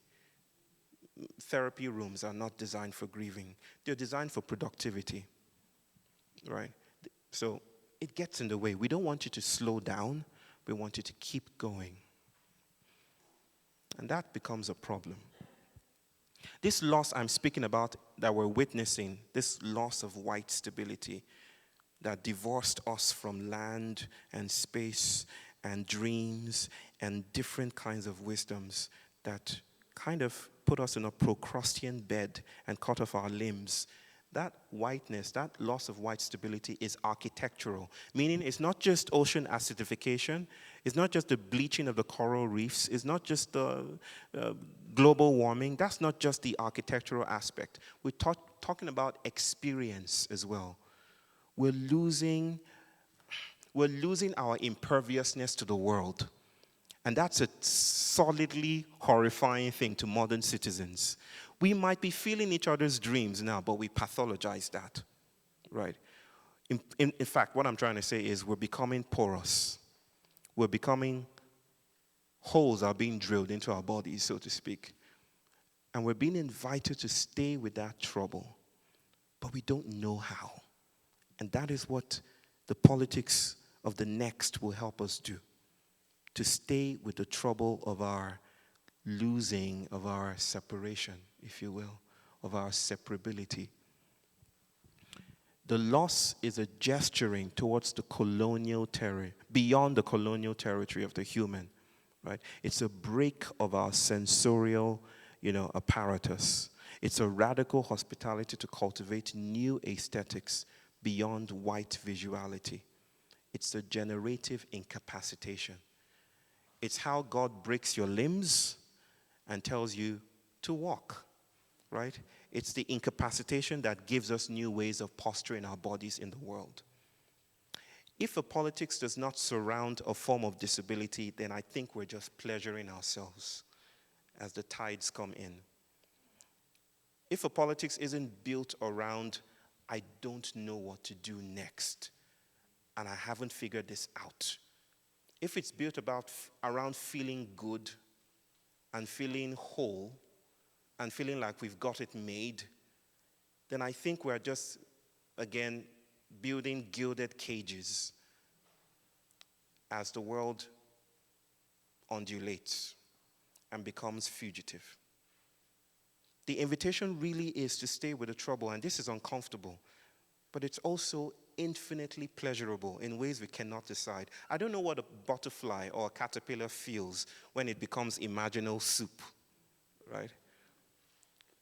I don't know what it feels, but there's a sense in which as our senses get expanded and as our bodies take on new shapes and as things stream into our spaces that we've once defined as private, the thing to do is to share it with others and create a commonwealth of bewilderment together, where we fall apart together. And somehow that opens doorways, I suspect. No one has a guarantee, but I think it does that. So what I mean by post-activism, long story short, is post-activism is the flashing up of loss and the space it opens up. Pandemic, virus, suddenly India has new questions. Why do we go to work? Why do we send our kids to school? New questions come with incapacitation, right? It's a different view when you cannot walk straight. Suddenly, new questions just came up. I don't know what it did for you, but there is a flashing up of loss. That flashing up of loss is the loss of white stability, and it's inviting us to bow to the ground. In our stories in Yoruba land, when a god passes, you don't challenge the god, especially the god of the storm, Shango. You fall down and you prostrate yourself to the ground. It's a form of surrender. We don't have a politics of surrender. We have a politics of victory. And we need politics that is designed to enable us to cultivate surrender together. Okay? Post-activism is the, fancy word, an arrangement or disarrangement of lines. It's the discontinuity of confidence, of cartographic confidence. We know where we're going. And I've been part of futurist communities who will tell you what's going to happen in 50 years, and I don't know what's going to happen tomorrow. Right? It's the flashing, explosive excess that crystallizes into monstrous new patterns. Right? It's new effective leanings, it's new unspeakable concepts, it's new questions. Post-activism is the mark the world makes when it kicks back. Now, the thing we want to do is to heal those wounds and to cover them up. I think we need a politics that says, here, I have a new arm growing out of my leg, right? What's yours? I have a head growing out of my armpit. Aaron certainly does. What's yours? What's emerging from your body? Don't hide it. Next one, brother. So post-activism asks, these are questions I hope, maybe you write this down if you will, and I hope they do something for you. What if the way we respond to the crisis is part of the crisis? What if the solution reinforces the context of the problem? What are we missing in our quests to address critical challenges today? What are we missing? What is lost and not quite visible? What is virtual? What are the hidden tensions of marching forward that might invite us to take a new radical cartographical move and march awkwardly instead of forward? Right? What might clarity be subsidized by? In trying to be clear about things, what are we losing? What are the gifts of confusion? What are the gifts of not nailing it? What does precision exclude from view? What is new, and how have we come to be stuck in tautological, repetitive cycles of practice? So post-activism is the break, it's the interruptive break, its issue. Slipping in palm wine into the way we move in the world and saying, let's stay with this, let's get drunk together. This is party. In a very Yoruba sense, we're in a party right now. And we need to get on with the party. Okay? The world is profuse with merging slippages, breaks, flows, tipping points, migrations, and cracks. What whiteness is trying to do is to pathologize those cracks, is to tell you that you are a separate self. And if you experience anything that are not your property, like thoughts that are not yours, then it's schizophrenic. Then you should be in an asylum so that you can get better. If you're autistic, then we should try to heal you or correct you, because the neurotypical is the baseline reality. Anything is a deviation from that. And that's what whiteness tries to do. It tries to lock us in its effort to keep us safe. And we cannot afford that safety now, because that safety is pathology. That safety is violence, if you can have that. Right? It tries to lock us in with justice. It says, go by the way of the nation state, by the courts of law. I'm not saying that's bad, okay? I don't dance bad and good. I'm just trying to say here that even justice is the intelligibility of the familiar. Right? It's how the familiar knows itself. And the world is increasingly measured and marked and known and surveilled, so that we need something else that is a beyond justice, a movement beyond justice. Because my people have been longing for justice, and we've gotten justice in form of punches on our faces. Justice is deeply violent in my context. We're scared of justice. Like, oh, that's justice passing. Everyone to your rooms. Justice is embodied by the recapitulation, the repetition of what we know, whereas the world is inviting us to stray away from the lines we're conveniently comfortable with.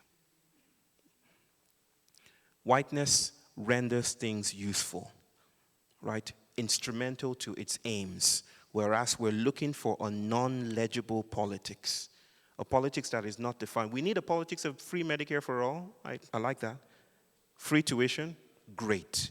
But the politics that we need to sidle that logic as well is a politics that is not expressible, where we have to gather together as guerrilla actors of a politics that has not yet had a name. Like we're all midwifing something and we don't know what it is, but we stay together in the unspeakability of that moment. That's a kind of aesthetic that I think provides space for the trickster to do the trickster work. And then we can meet each other for the first time. Okay? And finally, whiteness offers hope. Think about what hope is to those ants in the cycle. Like, just keep going, just keep going, just keep going. And then we get stuck. Why am I still whispering? And then we get stuck. And then we don't know what to do. Right? I'm not pathologizing hope either. But I am saying that there's a wealth. There is a sidling, emancipatory, fugitive logic to surrender that hope has no way to articulate. There is something that wants to happen when we say, I don't know if we're going to make it. And then we're met differently. Right? The Aztecs did not cure the fungal entity that took over corn in their times. They made it a delicacy, and they called it huitlacoche. Right? They ate and became edible with that other hybrid species. They kind of rendered it vestigial. And this is not bypassing. This is not addressing the problem. The materials for thinking about anything as a spiritual bypass is believing that there's only one reality. But if we take it for granted that there are other worlds possible, then I'm not speaking about a bypass. I'm speaking about an invitation to disturb what we already know and to do something else with the world. I think this is the last slide. So we need post-activism because the public order is becoming increasingly prohibitive, marked, measured, and surveilled. Because victory often locks us back, that should be back, into the same logic of our containment, and because we risk getting what we want. Do you know the 3 apocryphal curses? They're apocryphal because we don't exactly know where they come from China. The first one is, may you live in interesting times. And the second one is, may you be seen and recognized by the emperor. And the last curse is, may you get what you want. Getting what we want sounds good, but it could also be a trap and lock us in.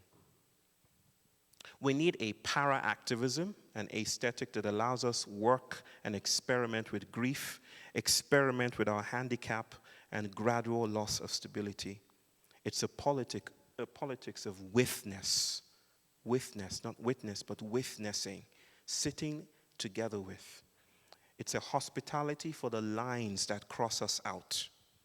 It's a sensorial mutiny. It's a falling apart together with. Let me end with this. This is the final slide, I assure you. I really assure you. This was sent to me this morning. from my wife, EJ, who is in Hamburg with our 2 kids. My son made this. It's a snowman. He's fascinated with, he's autistic. He's fascinated with Christmas. Christmas is his thing. He wakes up every day and says, "Merry Christmas." It's not even a laughing matter because I have to feed him in my Santa Claus costume. And we just ordered one, a new fresh one. I have to do the ho, ho, ho. I have to wear the beard. I have to wear boots. And he analyzes me and says, "Now you can feed me." One day I tried to get him off that train. A couple of months ago, actually. And I said, it's not really Christmas, right? It's not really Christmas. Christmas is December 25th. And then this thing descended on his face. He's only 5 years old. He said, "But Dada, it's Christmas. Like, can't you see? It's Christmas." And I'm not a big Christmas person, but somehow this is his thing. Christmas is his vocation. He said, "It's Christmas." I shared this story in LA recently. We're filming a documentary, and I said it to a brother named Orland Bishop. And I said, "This is what happened." And I saw that same pain, that thing descend on his face. And he said, "Bayo, why are you trying to gentrify him? Why are you trying to drag him into your own temporality? Can't you see he's pointing you to a different practice of time? Right? A different notion of time altogether. Why are you trying to drag him there? Why don't you go back and make new, fresh agreements with him? Fresh agreements that agree, that notice that time is slushy, not linear. Like you always say, this is your opportunity to make sanctuary with this queer notion of temporality." So, I'm heading back tomorrow. Looking forward to my Santa costume. What's this snowman made of? I'll tell you. It's made of pillows, it's made of white material, cut-out paper. He planted 2 chocolate chips for the eyes, and a queer temporality, a different notion of time. Maybe it's not that we need to catch up with time. Maybe it's not that we've run out of time. Maybe it's that we need a different notion of time altogether. Yeah, that's it. I'm done.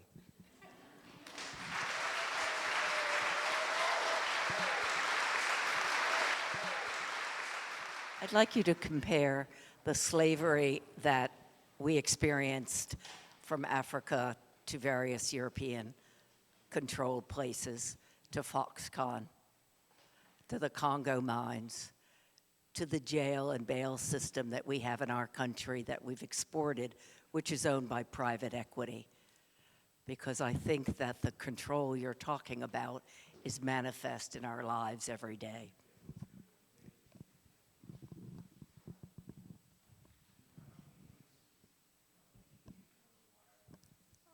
There wasn't a question there, right? Was there a question there? Oh, I didn't hear the question part then, sorry.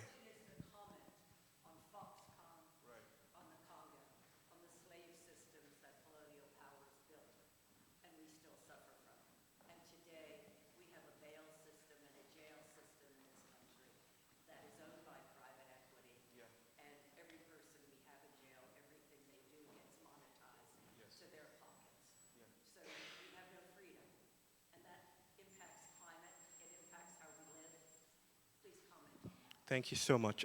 You've said it beautifully yourself. What I'll add to that is this.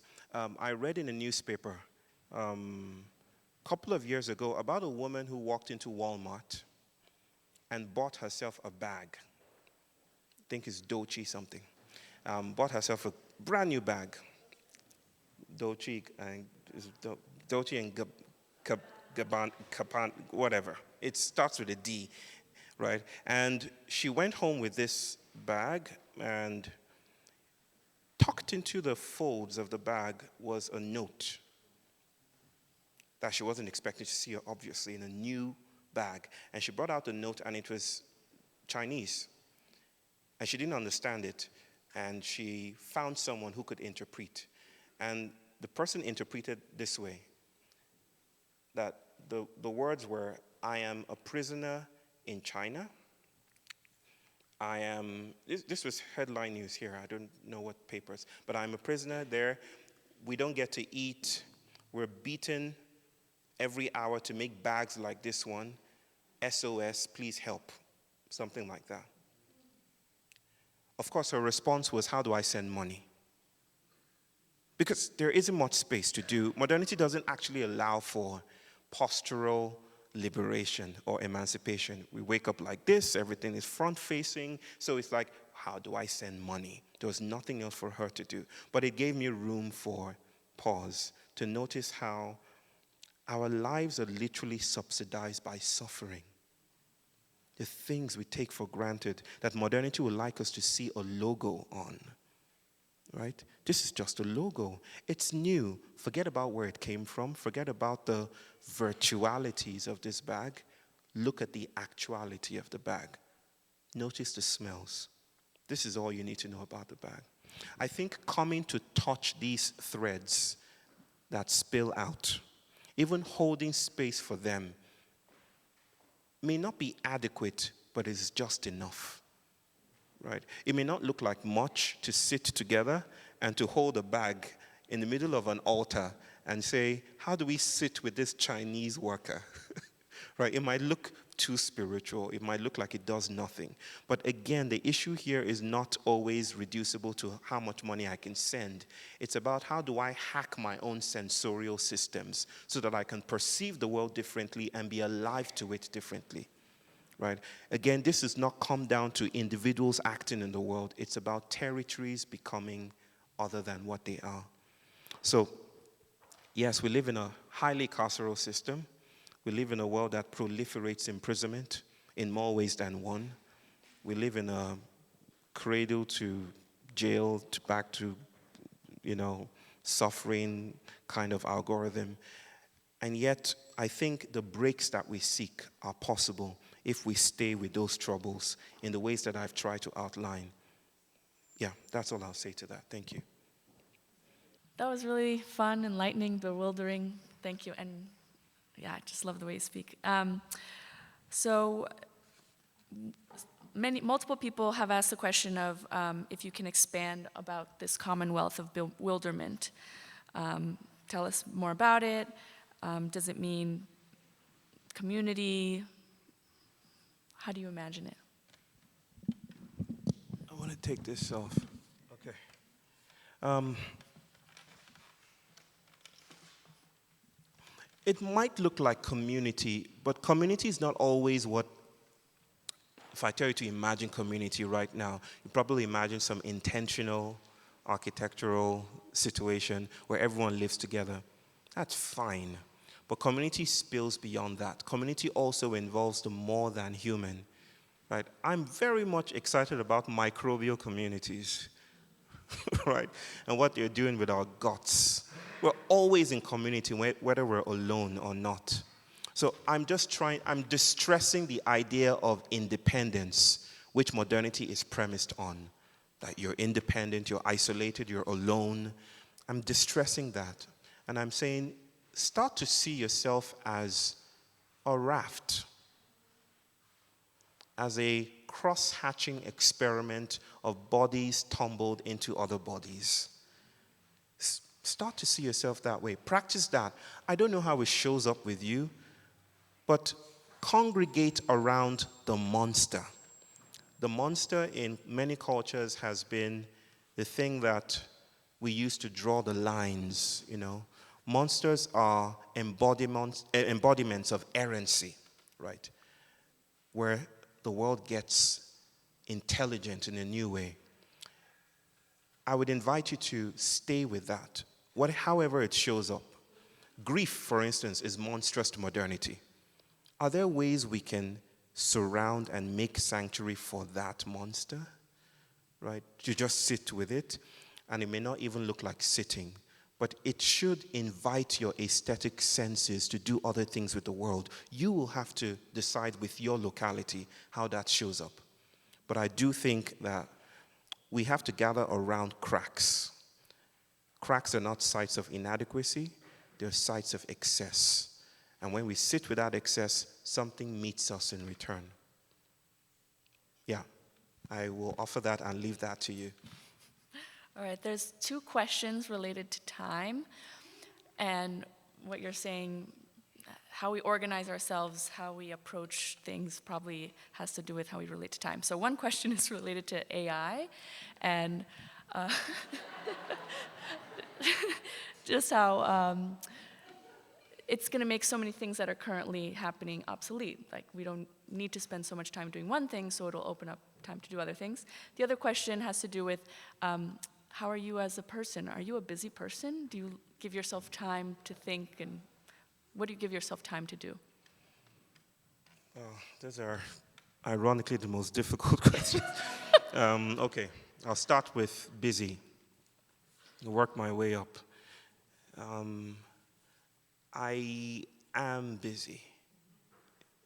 I hate to say, I do a lot of travel, and I miss my people a lot. At the same time, I find joy in this vocation. Like, I need to do this, and I need to speak from the edges, and I need to say dangerous things. I find myself enlivened by that sense of beauty and exploration. But that's not what the question was asking about. I don't know what it was asking about, but it feels like the best I can offer as a response to that at this moment in time is, yes, I do find myself busy most of the time, and jaded. And without words. And yet, even in that, I find the greatest of moments and spirit and possibility. Yeah, it's a clunky, unwieldy, ungainly response, but that's what I'll offer now. Now, the AI thing, okay. We've been having wonderful conversations about, Sarah, where's Sarah? Sarah. There you go. We've been having wonderful conversations about AI. I'm not very interested in the prospects of AI taking over our jobs. I don't feel that's interesting to, like, something I dwell upon. I don't dwell. Probably some others more intelligent than myself would say something about that. I feel what's at stake here is the hubristic lines we draw that divide us from the world in a way that insists that we are the natural intelligences and that's just artificial.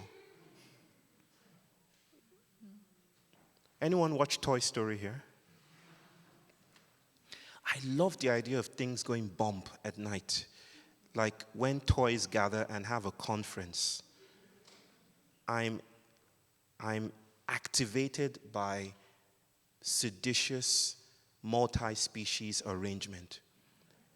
And I'm not willing to carve out for myself the generosity of consciousness that denies the world a way of speaking, even if it speaks through computers and patterns and algorithms.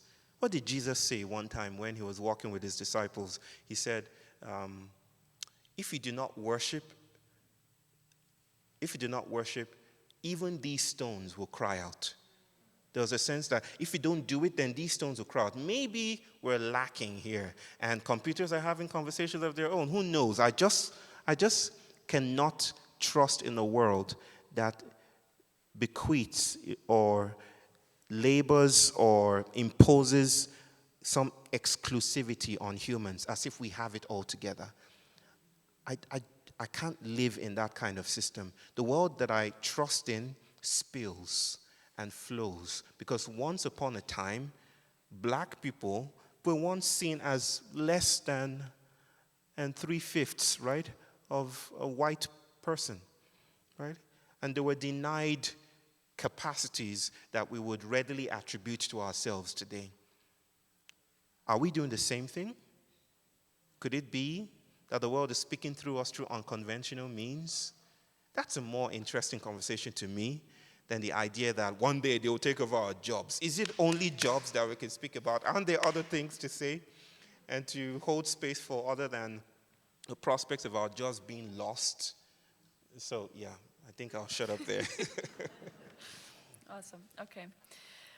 Switching gears. If Black excellence is a seat at the Titanic, is Black joy at the same table or in a different room? What's your image of Black joy? There's a...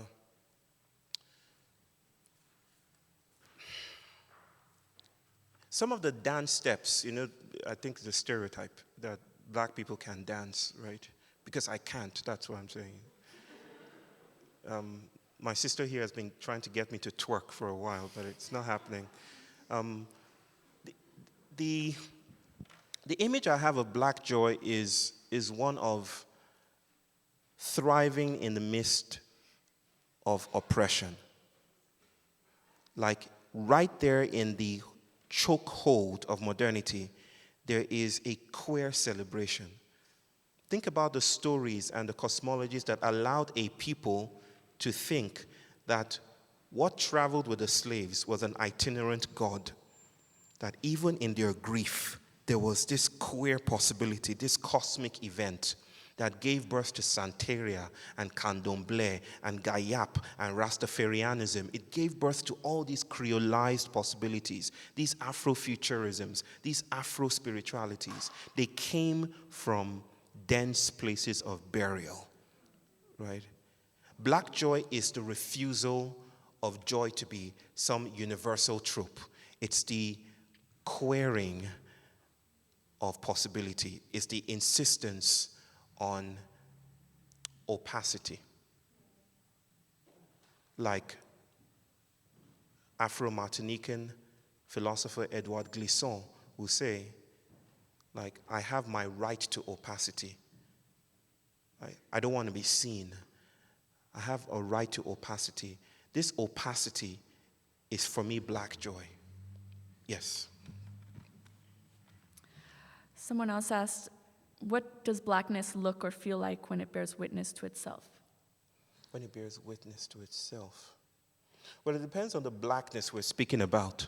There's the Blackness that reflects the image of capture.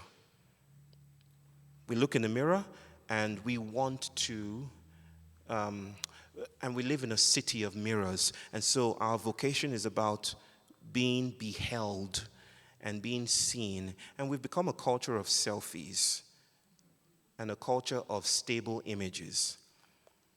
There's a Blackness that wants to be seen. Again, we're not thinking in terms of binaries. This is bad or this is good. It does certain things and it disallows certain things. The Blackness I am speaking to, along with others around the planet, because I'm certainly not doing it by myself, is a Blackness that stoops, that bends down and washes feet. It's radically hospitable to the stranger. And it notices itself as a trope for novelty. And that's the reason I told all these stories today. These stories about itinerant gods, stowaway worlds, slave ships that carry possibilities. I'm trying to queer and distress our habituated ways of thinking. Think about the concept of cultural appropriation? Cultural appropriation. Think about that concept, emanated from the academic world, addresses certain things about loss and imperialism and dominant cultures. Yes, but it doesn't do everything, does it? Who knows the Benin bronzes here? Benin bronzes? Great. The Benin bronzes were stolen in 1897 by the a British expeditionary force. They came, shot everyone in the old kingdom of Benin, incarcerated the king, and stole those things and took them to museums here. Brought them to the US, took them to Europe. They're littered everywhere across the planet. We've been striving to get that back for a long time. An English old gentleman who happens to be the grandson of one of those soldiers sees one of those artifacts in his living room, which they had used generationally as a door stopper. Right? Takes that artifact and travels to Nigeria, heart beating, because he feels he's going to be beaten up and killed by angry Nigerians. He brings it back to Nigeria, and we pull out all the stops. The media is there, the new Oba of Benin is there, carrying the legacies of all that trauma, and sits there, and he says, welcome, welcome. And he takes that tiny thing and he gives him more. He says, bring the others, and he brings him more, gives the man more. And the man could not compute. It's like, this doesn't make sense. Right? We appropriated, we took from you, and you're giving us more. That's the blackness that bends our paradigms of scarcity and invites us to be generous and open in ways that we don't know how to anticipate, because modernity does not know how to hold blackness. Blackness spills beyond our modern divides. And that's the radical generosity that our politics of inclusion, as well-intentioned as they are, does not hold space for.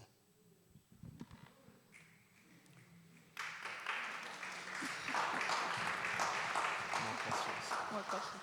Thank you. Okay, before we go ahead, Yes. there are more cards coming. A lot more. Double. I'm somewhat of a diva, so if you're going to ask a question, I demand ice cream. That's my price. Great. Okay, let's go. We have some good ice cream here. Where do Turtle Island indigenous prophecies, such as the whirling rainbow, come into your thinking, if at all? Not very much, I have to say. I am a student of these traditions, and I'm learning. There's a lot I don't know. There's a lot I like to sit with, and I like to understand. I am steeped in my own people's thinking, and the regions that I come from have understandings of these matters. And prophecy is a different thing to us. It's not about predicting the future, right? It's about querying time. It's about disrupting time's flow. I can see your hand going up. Okay.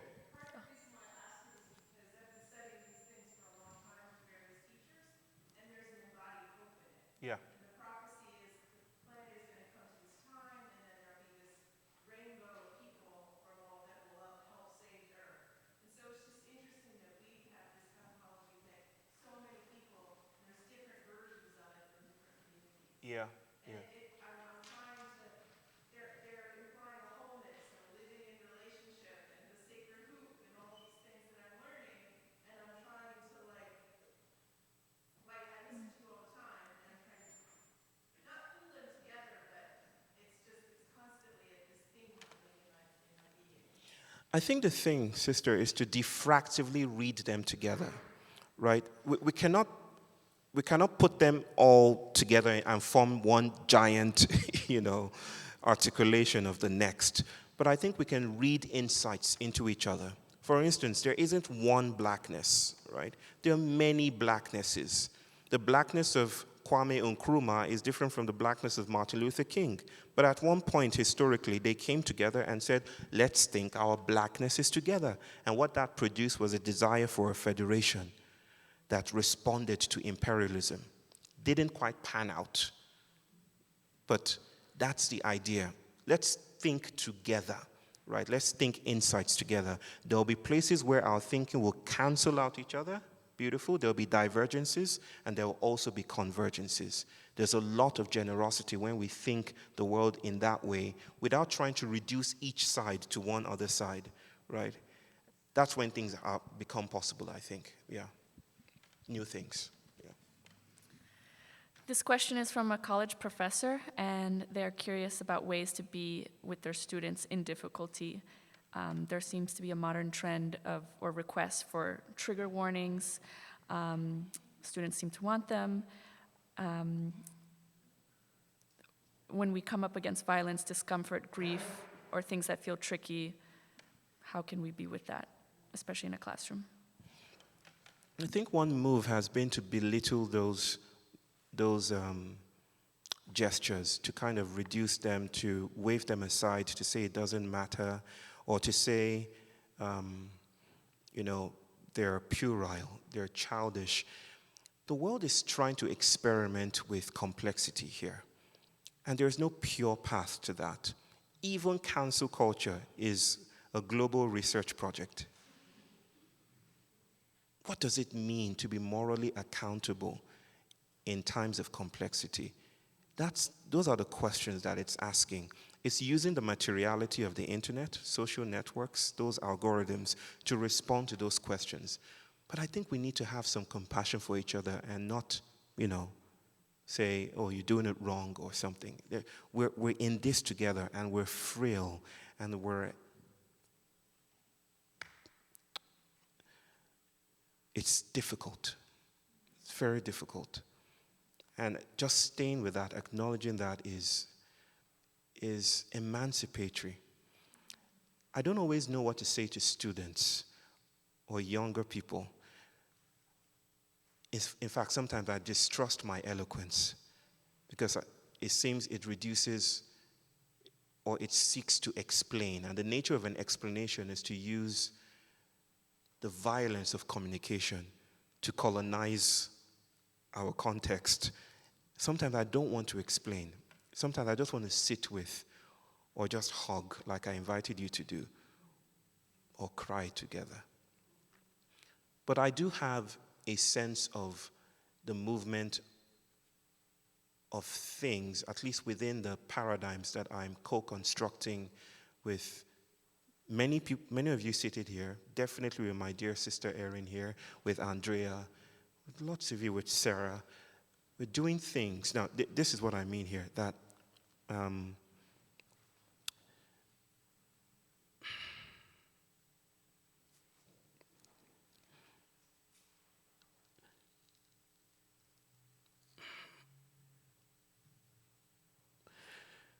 yeah, this is difficult.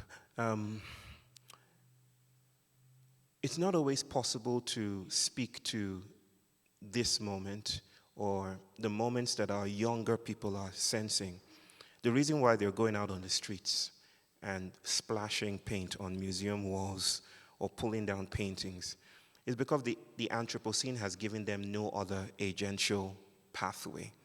It's difficult to respond to these moments. Some even presuppose that autism is the world's response to our crisis. That the reason why it's escalating, you may not think about this within your own paradigms, but there is some legibility to this. That the reason why it's escalating is because we need different kinds of wisdoms that are not available neurotypically. That we need to stay with these situations, these generatively incapacitating contexts, and that staying with them gives us something different. So this is what I say to younger people. I always say, don't hide your monsters. Like, let's gather together as much as we're able and experiment with them. Deleuze and Guattari certainly thought so. They posited schizoanalytics, and their idea was stay with those desires that break away from capitalism. Follow them to where they might lead, and then experiment with where they stay. Wandering lines, Fernandellini called them linder. Follow those wandering lines and experiment with their wanderingness. My elders would say, in order to find your way, you must get lost. Right? The left, the right, the middle, I don't care. We're stuck, and we're reproducing each other. The thing to do is to have a cosmology that invites them in and says, let's sit together, let's eat together. And maybe in doing this, we might divine something different. We might conjure or alchemize a new path. Yeah. Does wisdom encompass indigenous knowledge systems? Is what? Say that again? Wisdom encompass indigenous knowledge systems. Does wisdom encompass? Indigenous knowledge systems are Right. cultures from 12,000 years. Yes.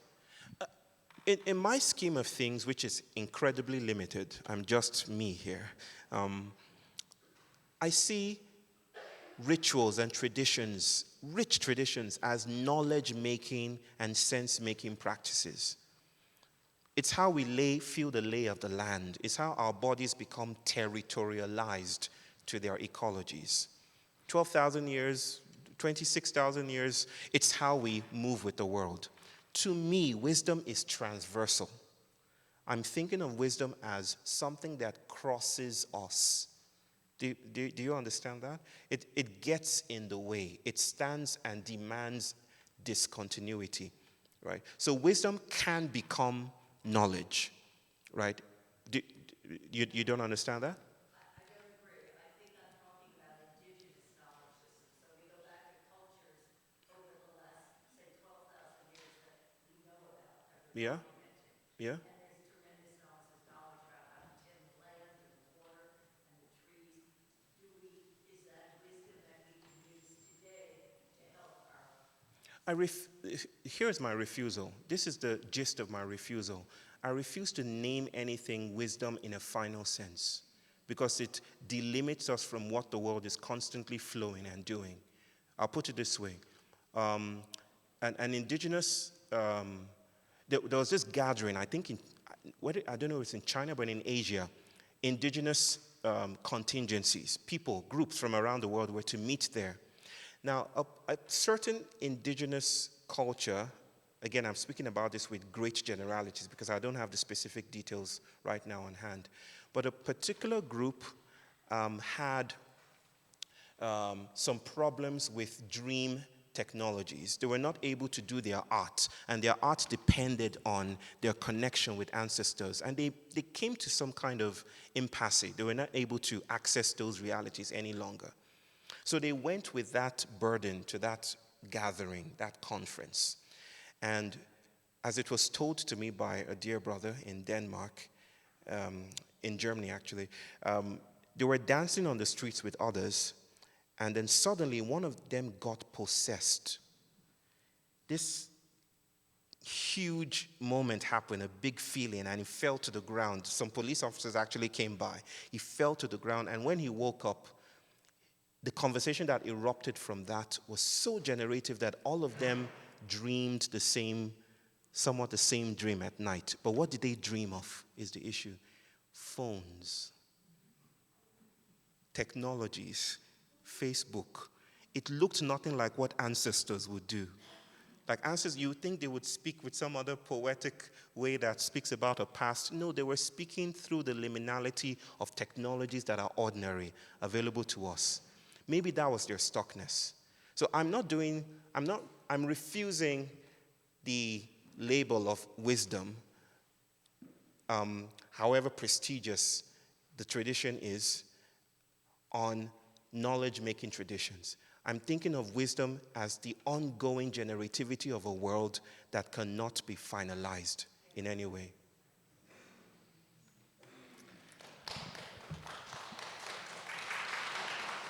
How am I doing? Doing well. This, Ice cream. I yes, need my ice this cream. is actually going to be our last question. So Yes, there's hopefully, so if you many. have time, you can go to the reception after and keep the conversation going. But I'm going to choose the last question because 3 different people asked this. So Okay. they all revolve around the question of how do you access ancestral wisdom? And I'll read just one of the specific wordings. When traveling around, how do you stay grounded in relationships with your ancestors, Nigerian roots, spirituality? My son's name is Abayomi. My father's name is also Abayomi. Yoruba people have a very, very ordinary and yet extraordinary, I think the extraordinary lives in the ordinary, idea of ancestrality. It might look like reincarnation sometimes if you've heard of the Abiku cosmology, where a child returns to the realms that birthed the child. It speaks about that in some way.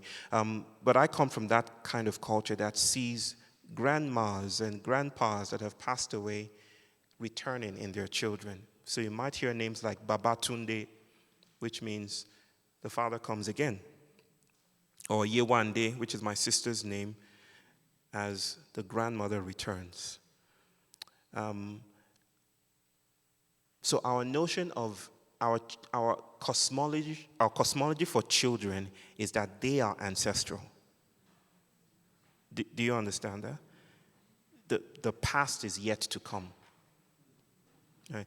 They are ancestral. Our children are our elders returned to us. And so my wife and I decided to practice this, to not make ritual and ancestrality a once in a week event, but to embody our lives around this. And so we decided not to send our children to school. We decided to practice what some might call unschooling or self-directed education. There's a rich context for that and a richer conversation around unschooling and all of that, and how that's a form of post-activism in some sense. But the thing here is, what we're trying to do is to listen to children as philosophers in their own right. That a movement led by children, a movement that is defined by play and their spontaneity, is the kind of joyous, grounded, embodied movement that maybe we need right now. And so, my wife decided to start something. We started to invite parents into our homes, and we sit with chai, and we sit cross-legged in a circle, and we discuss why we don't want to see our children through the prisms of performance. A+, because that's a huge thing in India. Like A+, A-, oh, you didn't do as well as your cousin. And that's why India has the highest suicidal rates among teenagers in the world, because of this performance catch-up imperative. So we decided to sit with them, to listen with them. My daughter is writing books now. My son is making Christmas every day. We travel with them. We think of them as companions to listen with. My wife started Broken Compass. In fact, we're doing some building, hopefully sometime soon. She started this thing that is dear to her called Broken Compass. That is, we've lost our way. The compass is broken, so let us play. Play is at the heart of this thing that we're calling post-activism, experimentation. So if you ask me, how do I stay connected? It's my children are my connection. And my becoming father, which is never straightforward or rectilinear, my becoming father is my ongoing practice. My wife calls it transparenting. Like there is a mutuality, maybe that reflects the biological phenomenon of microchimerism, where the child births the mother and the sibling births the mother as well. And the first child. Check it up, microchimerism. Exciting, right? But that's the idea. The second one was when? No, it was just, accessing ancestral voices. That was... My son's voice is ancestral. He's listening to them, sitting with him is how I connect. And this may change in time. I mean, I'm not receiving messages in dreams as much as I'm receiving messages from staying with my son, from him begging me that this is Christmas. That's deep ancestrality. That's radical time there. So don't think about the Hollywoodized notion of ancestrality, okay? We're thinking about the ordinary, because the ordinary is what the extraordinary wants to become. We stay with the ordinary. It's more fascinating than we might think. Thank you so much, Bayo.